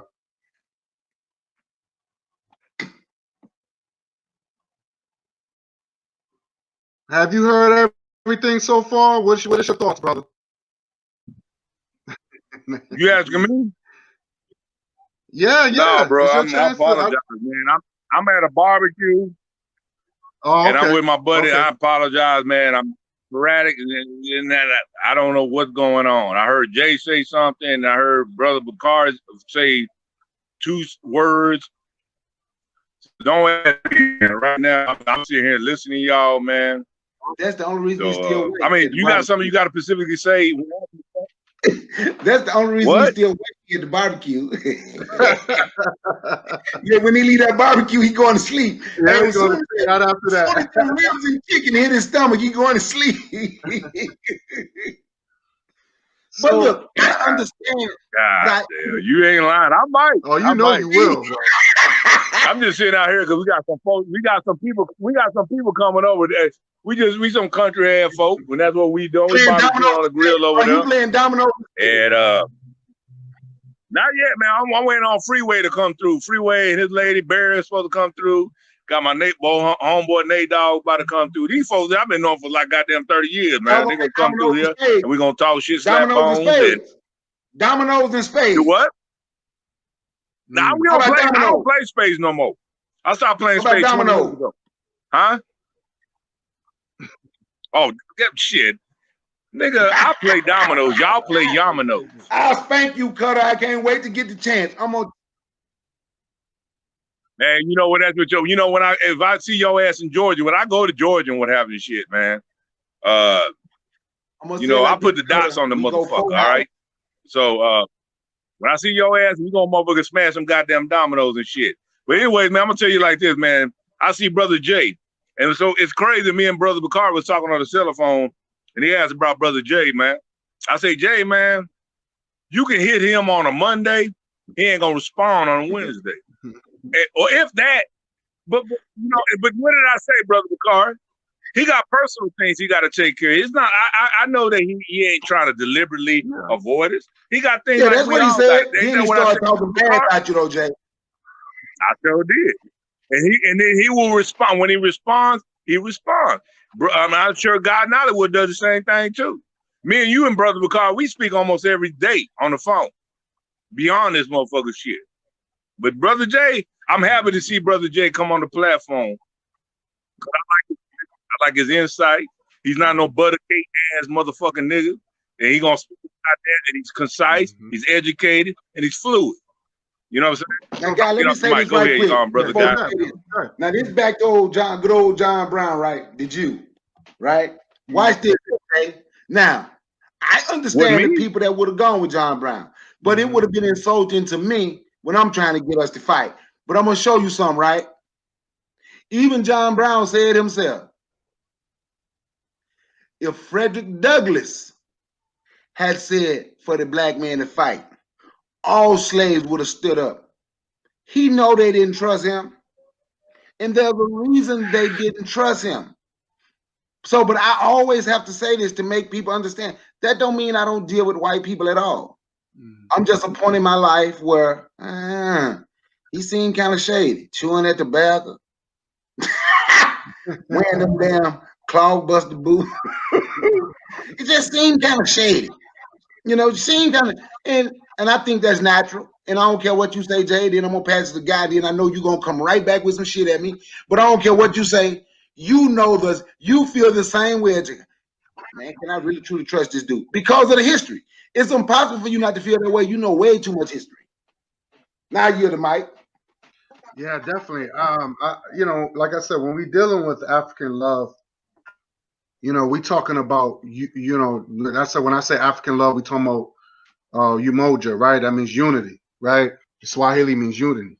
So we have to get back and we have to start practicing Umoja. We got to start practicing it because when we hear about these stories, how black people come together and fight for the white man's war and all this other stuff, you know about Helter Skelter when Charles Manson said that he was trying to create this race war so black people could be on his side and he could be the leader for black people. This is nothing new. You know, we gotta avoid that. They always have this agenda when they are nice to us. Now, brother Jay, he fell off, but that's all right. But they always had this. Okay, he's back. They always have this agenda for us when it comes down to us. So we can't. So can we be friends with them? No, I don't think we could be friends with them because they have this agenda. You know. So what I'm saying when we talking about everything that we see all the invasions of all these people that don't look like us, we gotta take all that shit into consideration, man. You know, we gotta take all that into consideration, and this is the reason why we gotta stick together. Can we have associates? Can we work with other people? I have no problem with that. That's once again that. But when we talk about friendship, it's your meaning of friendship that's throwing it off, though. It's your meaning. When you said associate, that's what I meant by friend. Associate. No. Yeah. Brother That's what I meant. That's what I meant, though. But that's what I meant. No, brother Jay, that's your definition. The real definition, there's a difference between friendship and association. The friends that I have, they're black folks, and they're considered family. Right. They become so how about this? So how about this? Now there are black people, right? Let me finish. I'm gonna let you run with it. Let me just hear me out because I want you to get a full understanding when we talk about African love. When we talk about African love, we talking about brotherhood, right? We talking about somebody that as far as culture related. Somebody I can look when I look at you, brother Jay, I see somebody that looks like me. I'm automatically going to be drawn to you because you look like me. You're my reflection. Right. You know what I'm saying? We come from the same background. This is the reason why I would, you know, if our mind is the same, we could be brothers. I have your back. I'm gonna take care of your kids. You don't have nothing to worry about. That's brotherhood. I don't think I can do that to a white person because there's no connection culturally. This is what I'm talking about. So when we're dealing with a black woman, you know, as all the things that she go through and all the things, look at our mothers, our mothers that go work and slave and just to make sure we're taken care of. Man, I can't cross my mother like that. I couldn't dare do that to my mother. I have a daughter. You know what I mean? I have a son, and I'm gonna be honest with you, brother. I'm gonna keep it 100, and I hope that people don't take things the wrong way when I'm about to say this. But if my son, this is outside his race, I'm gonna be disappointed. Mhm. I'm gonna be angry, furious, because how you do that to your mother? Even my daughter, she goes over to mother. I'm gonna be furious because I'm like, damn. After all that, I made Yeah, sure you what you had doing? Big everything. what? Yeah, what's going on there? Huh? Oh. What? I Mute. made sure you have everything, and you did this to me. When you look at Serena Williams, her father was furious when her married that white man. And he Mhm. said white people treated him like shit. That's what I'm talking about, brother. Jay. That's all I'm saying. Yeah, That's I all. understand that. I'll Right. let you have the floor. Go ahead. Okay. Yeah, but I fully understand that. I understand that position. Now, majority of black people in this country, because of conditions that we're in, and going through slavery, a lot of us ended up with some white family. Are you supposed to be friends with your white family? Have love for them, or do you hate them? Or like, how are they supposed to handle that? And it's the majority of us. So how do we handle that? I ain't got none, so I can't tell you how to handle it. I All don't have right. that All either. right. All I do, my whole thing. So now you don't know. I'm sorry. I'm sorry to jump in, guy. No, I just answered your question. Go Oh, ahead. you All were right. talking Go to ahead. guy. Oh, Yeah, my because there bad. was Bakari. I I was was just going to letting you address know him, I but go answered ahead. your question. Please go ahead, bro. No, No, go ahead. Go ahead. I ain't gonna do say, like you, Jay. All right, go ahead, bro. I was gonna say, I listened to the Honorable Marcus Garvey. He said, "I respect those that respect me." Right? I respect. If white people, if I go to a white guy invite me to his panel, just have a conversation, I don't have no problem with that. I'm not gonna come with this militant mindset and my emotions and be like, "Oh, you fucking cracker and you're a devil." I'm not gonna do all that. We're gonna have a dialogue. Right. That don't make me a coon or whatever, because me and him having a good conversation. It could be about anything, but that don't mean that we're friends. Right. We Right. just Because once respect again, each other and have a nice dialogue. right. But you're associates. You're associated with. I'm not gonna. I won't even. Yeah. You can say I'm association. Yeah, it was. Right. So now, So now, if they were your family, if you found out you did your DNA and you found out they were your family, would it be possible for you to be friends with them? Or like some of us, some people have to grow up with them and everything. How are you supposed to handle that? I mean, I know you guys haven't experienced it, but hypothetically, throw yourself into the position and tell me how a person is supposed to be. I'll You're let Brother born, answer that one. okay, you're black, you're born, say like you're Malcolm X, you're black, you're born, your mama, what I'm saying, got some white in her. Okay. She can't be friends with her, or how that work? Okay, Can't love her? can I respond? So watch this, right? Go ahead. Why do we have to claim rapists? Malcolm X mama hated the white in her because how it got there. Yep. I don't claim rapists. Want me to tell you what my mom and daddy told me? Ain't nothing. I'm not asking you to claim a rapist. I'm asking you to be Malcolm. How does he feel about his mom? She half white. How is he supposed to feel about her? Should she be loved as much as a black woman, or is she less? Okay, of course you love your mother. You're supposed to love your mother. Look, I'm gonna tell you something. Right? Me and Cutter cool, right? And we know Cutter Filipino and black, right? Mm-hmm. I wouldn't be cool with Cutter if Cutter told me I'm so black, I don't deal with my Filipino mama. I don't deal. Look, bro, ain't no way. I don't deal with nobody that ain't got that damn respect. You understand what I'm saying? So Bakari, what quit about lying at everybody on this goddamn shit. You don't like my ass because I'm a Mexican and shit. Oh, I'm from the so what Philippines happens? and shit. Hell, Nah, guy that's in not. Hollywood looks more mixed than me. So what? All right, Jay looks happens mixed to? too. Now what Let me happens? give I you don't another appreciate example, that, Jay. brother Bakari, man. Goddamn. Jay, I let don't me give you appreciate that, man. Guy in Hollywood looks more mixed than me. I'm sorry, brother guy. I'm I'm sorry, talking brother. shit, dog. I'm having fun, my You man. done said about 10 times live on air. Hey, but let me say this, Jay. So I understand your point. I have 2 mulatto grandkids, right? Mm-hmm. I love my grandkids to death. You sure? You goddamn right. You better not. You cross my grandkids, that you crossed you till I crossed my kids. You goddamn right. They're my damn family. So I understand your point. So you proved the point. You won 1 out of 10. So go ahead. Yeah, that's the only thing I was getting at. But no, I'm 100% with y'all. You know, trust me. I mean, I'm pro black to the end. You know what I mean? I am for mine, and the same thing. I want mine. If you can, go ahead and you know what I'm saying, be with black and you know build up as much as we can as black people. You know, and our condition, as I said, is a special condition. You know, all people can love all people. We have a special relationship with someone right now because they have you know enslaved us and have continuously oppressed us, and we're still going through that oppression. So I definitely understand someone not wanting to deal with them at all. Makes full sense. I'm not against anyone with that, but you know, as I said, it gets a little complicated, and it makes you know because like I said, you can look at some of the great people in history and say, wow, you know how did that happen? But you know, I do you know I've come to terms with it and look and say, okay, how do these things happen? How does that work out? And how do you deal with it? And how do you look at them? As I said, I'm not gonna knock Diop. I'm not gonna turn away from Van Sertima's work.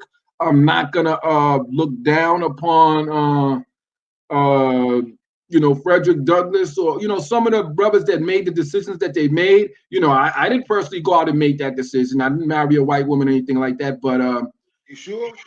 absolutely, absolutely, absolutely. But you know, I have to look at their situations and really try to come to terms with some of the things we do. You know, as I said, you know, when you get in business, you know, that sometimes, you know, I got in business, I've been in sales for years, you know, and a lot of times it's like, wow, I can kind of tell this person is, you know, probably got certain views, you know. When I sold cars, maybe they pulled up in a vehicle with a damn Confederate flag on there or something, you know what I mean? But I can't let that interfere with my business. You know, I'm still going to do business and I'm still going to interact well with them accordingly. You know, I mean, if the vibe is wrong and if the vibe is telling me something, I'm gonna act accordingly to that. But if it's all civil and we gonna just do business and you know they can be out of there, and I can deep down feel like yeah they do the wrong thing, you know they like to end, you know, and I'm sure they probably thinking in their own way they would want the same for me or something. But you know we could still I guess associate in that situation and do business.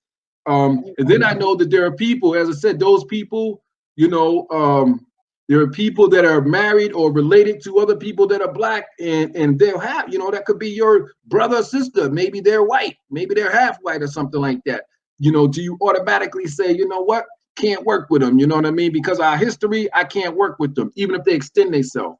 I also think of situations like, wow, so the Underground Railroad couldn't have worked with some of us because we'd be like, oh no, I can't stay there. That's the white people housing us. They're housing us and hiding us. Of course, you would need that in those situations. Certain Student of history, I'm glad you brought that up. You should have stayed away from that one. I'm gonna get you. Oh man, no man, I don't think on history. Yeah, man, you definitely can do that. Yeah, so yeah, yeah. So them be a part of Underground Railroad. Yeah, it allows it. It makes it work. You know what I mean? And there've been black people that also, you know, they look white. They're black. They look white. You know, the blood been tainted through generations. They look like this. You would automatically not even get to know that from them. You couldn't even get that far with them because you automatically shutting them down. So you would see someone like Adam Clayton Powell Jr. Oh no, he's not a good black leader or anything because you know look how he looks. But you know what though? This is my thing, right? This is my thing. I understand what you're saying, right? Mhm. And like for God, I rock with what God. That's something I always say. The first thing I deal with respect, right? I'm gonna tell you something. I dealt, especially in pressure washing, I dealt with some of that's what made me wear my damn hoodie to that damn meeting. Because I had dealt with so many of them damn tobacco spitting red who let you know how they feel. But the one thing I learned, right? I can let them know how I feel, and their money still spent. It still paid my light bill, it still paid my gas bill, it Right. put gas in the vehicle, and it put food on the table. So I do understand exactly what you're saying. Mhm. So yes, my like I said, my grandkids. I have two mixed granddaughters. I love them to death. I think my one scared of me because I got too much hair on my face. But other than that, I love her. She see my hair and run away. But other than that, you know, They're no, white.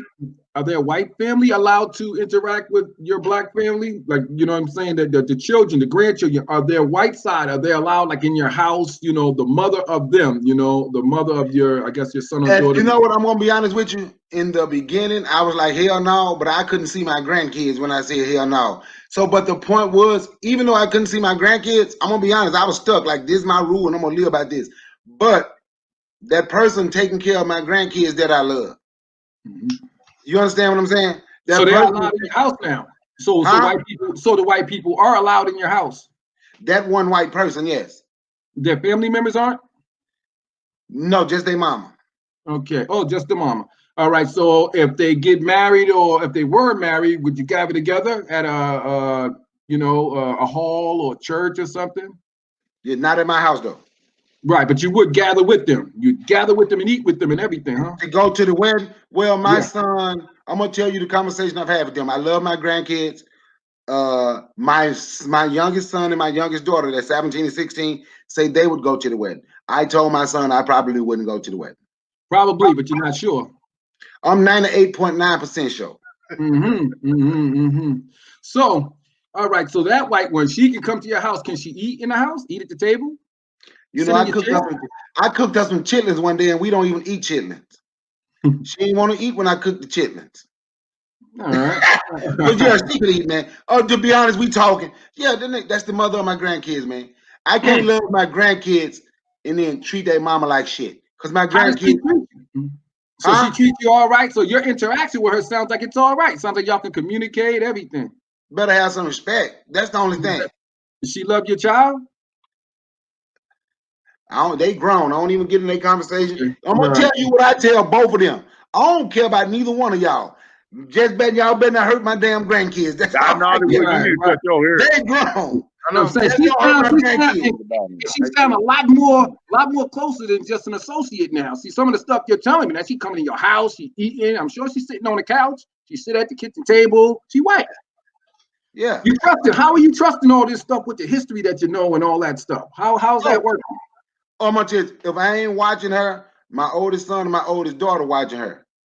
But you're watching her, but she's still allowed into all those But I'm letting situations. you know. But I'm letting you know the trust ain't because the trust ain't, especially the white woman. The trust damn sure ain't there. Right, right. Damn sure ain't. But I understand your point, and yes, my grandkids' mother, she is allowed to come in my house. You know, she's over here when I cook. She can eat. I don't give a damn about her eating food in here. I cannot treat it bother me. I'm just being honest. I still don't agree with their relationship, and they know it. But I can't disrespect my grandkids' mother on a continuous basis and expect my grandkids to want to deal with me. Now I'm going to tell you something. This is the crazy thing, and people mess. The ironic thing is two of them, right? The youngest one, she looked mostly white, but but she ain't. They did a DNA test to make sure that's how white she looked. And my son black as paint, right? Mm-hmm. She looked white. She the one that want to be around me all the time. My nephew was like, "You see that? Everything you despise right under your."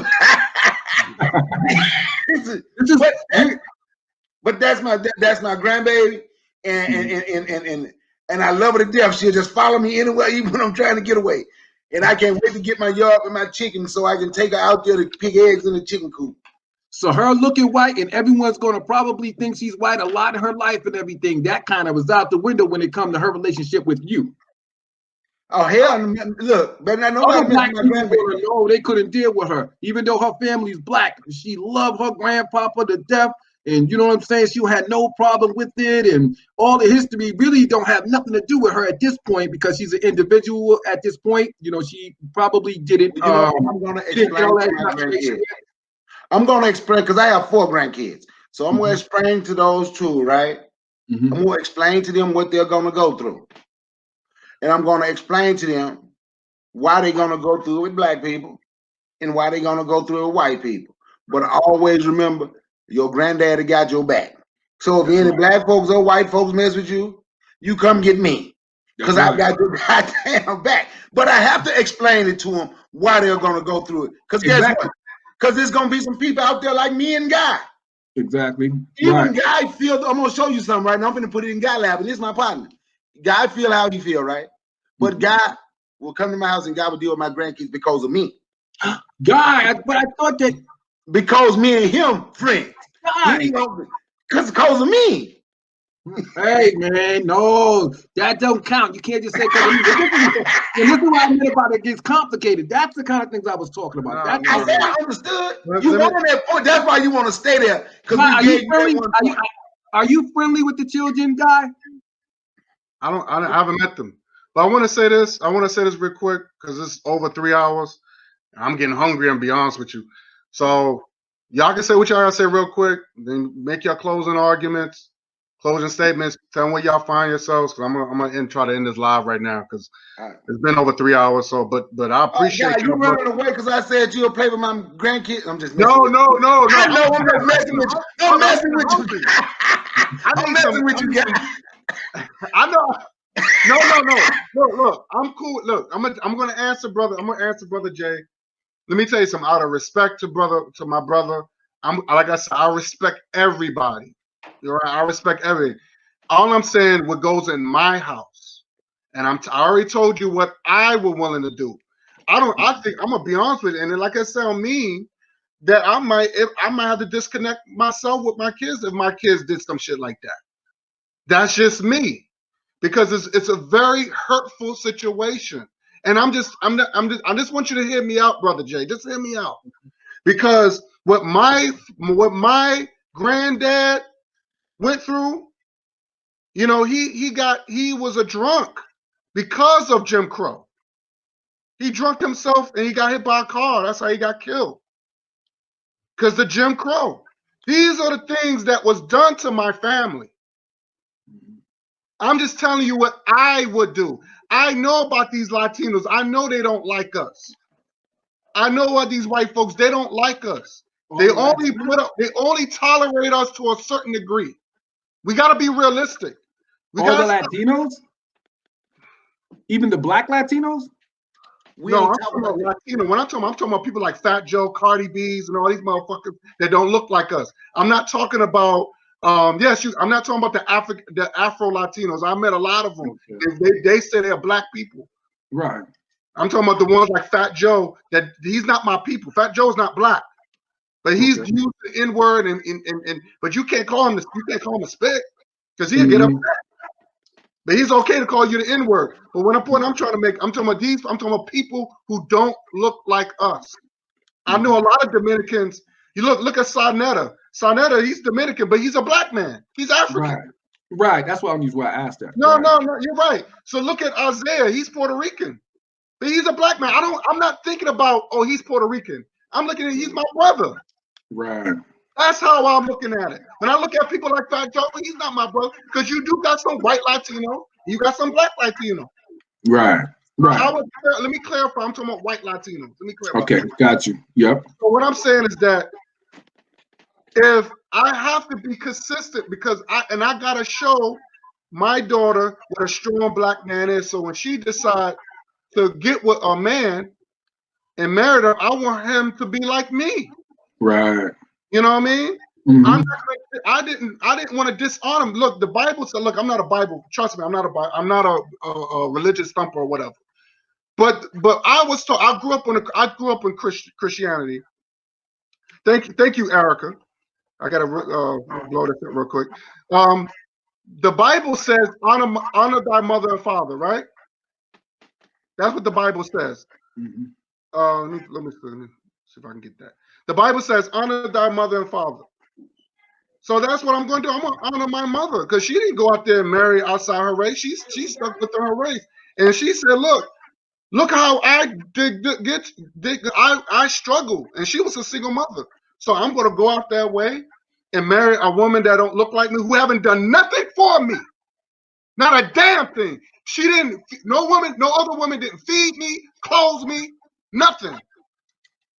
But a black woman that did. Every black woman that I came across, whether she was my aunt or a friend, girlfriend, whatever, took care of me. Looked So if out. the white woman did take care of you like that, it would make it different. I can't answer that because a white woman never took care of me.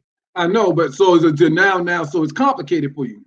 What do you mean it's complicated? What are you talking Because about? because you just said it was big because you spoke of the women that took care of you, and that was so important, and that's why you couldn't violate them. So then I gave a hypothetical. Okay, suppose it was the white woman took care of you like that, loved you and took care of you like that. Then you would be accepting. Is that what you're saying? If a white woman took care of me, Like I don't that? know. You said I can't answer that question. I can't can't do the because hypothetical on this I'm one. only go by my. Look. I've been on this earth for what? For almost 44 years now. I'll be 44 next week. Okay. So, Perfect. so all my life, you mean to tell me, Brother Jay, that all my life that no white woman didn't come in and hook me up and make sure I have money in my pocket all them fucking years? Wow. So I can't believe that. Right. I feel I'm you. just saying.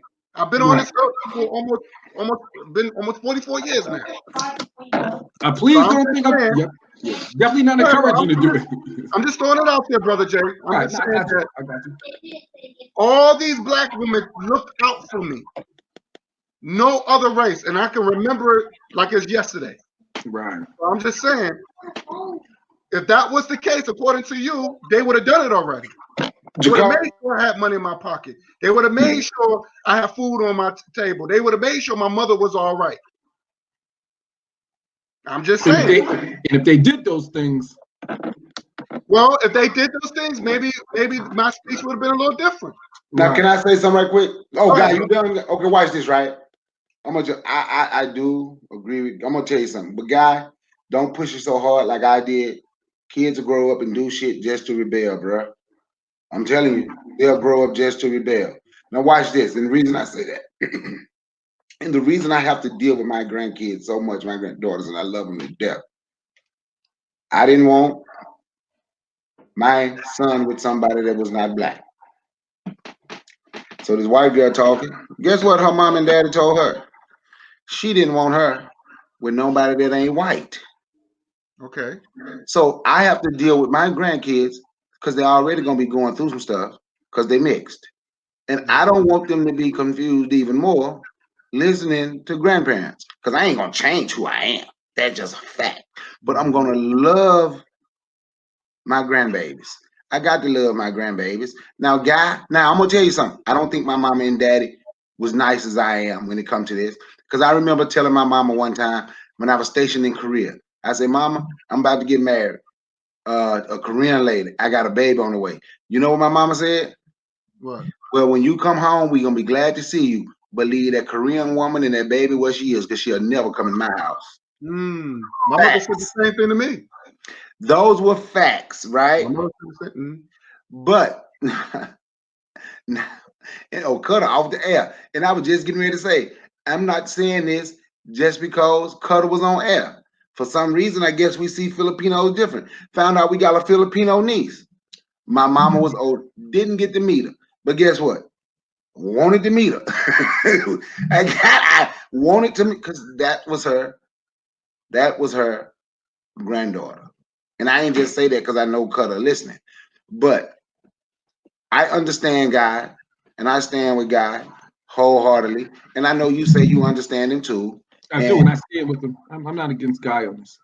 and just because, I don't expect God to do everything I do, we cool. It's okay for us to disagree. Well, I ain't even disagreeing with him. I stand with him. Mm-hmm. I stand with him 100%. But man, I saw my little granddaughters for the first time, bro. Shit, I ain't even want them to leave my house. But the white girl can't stay here, so they had to leave. She- but man, when I can't wait till I get my land that I'm trying to get. Hopefully, I have it by the end of this year. Man, shit, they gonna be at my house all the damn time, playing with the chickens, playing with the damn goats. We gonna be doing all of that shit. And yes, they are mixed. And I got to keep them away from the young guys like Guy in Hollywood who gonna beat them down because they are. I'm not like that. I'm not like I that. know, I know you're not like that guy. It's a joke, man. But I look, know. hey Jay, what you gonna be doing what you gonna be doing around 10 o'clock? In the morning or No, tonight? tonight. Tonight I'm free. I'm free too. Man, okay, y'all free. Well, I would ask Cut if he gonna be free, but they barbecuing. Yeah, he's Ain't having no- fun. As you can see, he says too much of shit going on. So Yeah, I know he gonna be let, having let fun. him have fun. It But can be look, us three. It doesn't matter. anybody watching this, man, I'm gonna go live around 10 o'clock tonight. We gonna have Brother Jay. We gonna talk some shit. We gonna talk politics. Yes. We gonna talk all of that, and it's gonna be a good conversation. I'm glad I met Jay. I think Jay is a very good brother. Jay's. I'm He's a glad he's on the very team. he's a very smart Welcome, brother. welcome home, Jay. My He's brother, a hey, he's a hey, yeah, happy to be home. Yeah, Definitely, and I want to definitely. say too, yeah, I don't want to cut no one off, but I'm saying, and I'm with you, guy, and I'm with you on that. I was my whole everything I'm going through here was just to explain of the position of it being difficult. That's all. You know what I said from the very beginning, where I'm saying it's that where it's like, of course I should be as a pro-black. Oh, I should be in a position that you are, but under certain circumstances and things going on in my world, I had to say, wow, there are some, there are some times that it cause a little thing like with, Brother Bakari is describing right now, situations like that where it's like, oh, well, these things get a little more technical sometimes, you know what I mean? Where it's like, oh, okay, especially family and things like that, where it's like, but that's all. But overall, Black love is the most important thing in a person's life, especially if you're Black. It is that. It is that, especially in a world that is saying that you shouldn't love yourself, you shouldn't love your own people, and they just give you all negative images and terrible things about yourself and about your people. We're in a system that is designed to teach you to hate yourself, hate your people, and for everyone else to hate you. So that's one of the main reasons why that is one of the main cogs in uh, Black unity, self-love, and Black love or African love. That's why. So I am 100% with that. My argument was just that sometimes it gets technical, but that's it. But I'm with you, and that's mine. I guess I'll talk to y'all at 10. But God, don't go so hard, bro. I'm You no, don't no, want no, them to no, no. rebel. No, I'm saying you don't want your kids to rebel. No, no, no, no. I just my I'm not a, I'm not a general in my house. But I want to just appreciate her culture, and I would say that she's beautiful, and because a lot of daughters want to hear that, and I want to spend time with my daughter. I want to spend time with my son, so they can grow up and say, "Yo, I want somebody like my dad. I want somebody like my mom." You know what I mean? So that's what my mother she wasn't no general. My father was no general, but I learned to appreciate just the thing because I said, "Well, damn, I want a wife like my mother." That's kind and that have my back, you know what I mean? And only a Black woman can do that. Right. You know what I mean? We have a common culture, you know what I mean? And that's the beautiful thing when you could be with somebody, because when you with somebody another race, they won't understand you. You could talk about racism till you turn blue. They won't understand, they won't get it. You know what I mean? They won't feel it. It's a feeling. It's a disconnect. So that's I don't want that. I want to feel a connection.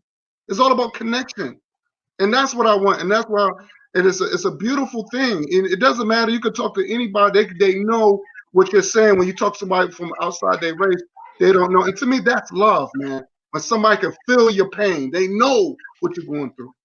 They You know, should. there's a lot of sisters that can't. There's a lot of sisters and a lot of brothers that don't know too.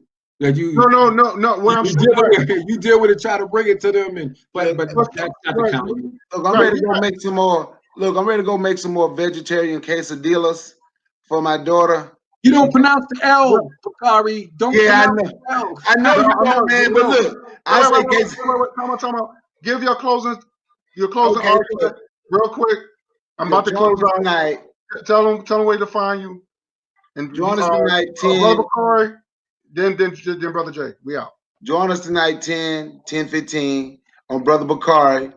We got Jay. This is gonna be his first time on my channel. I don't beat him up enough on Cutter, and now we on Gase, on Guy. So I guess he's a good brother. In all honesty, I believe he's a very good brother. I know he's very smart. So we're gonna come on here. We're gonna disagree on these politics too, but that's okay to disagree. You iron sharpen iron, and we get through the disagreements, we get to learn. We get to learn from one another through the disagreements. Mhm. Just like we did with Cutter. He says a good discussion, but just like we did with Cutter, we disagreed a lot. But through Cutter intelligence, I was able to learn from Cutter and understand some of the things that he was talking about. And he say the same thing about us. So join us at Brother Bakari tonight, 10:15, 10-ish. So Jay, if you would shoot me your email, text me your email, and if you want to be on your computer, I email you the link. Or if you want me to send it to your phone and you'd be on your phone, either way, I'm gonna send it to you. All right, I'll have you send it to my phone, and then I'll do what I did this time and just forward it over. Oh, okay then, but yeah. Well, all right then. Hey, Cutter, we'll holler at you later. I know you're gonna be asleep at 10 o'clock. So holler, holler at y'all later, man. One love. Let me go make my daughter these quesadillas. All right, brother One Jay. love. Peace. All right.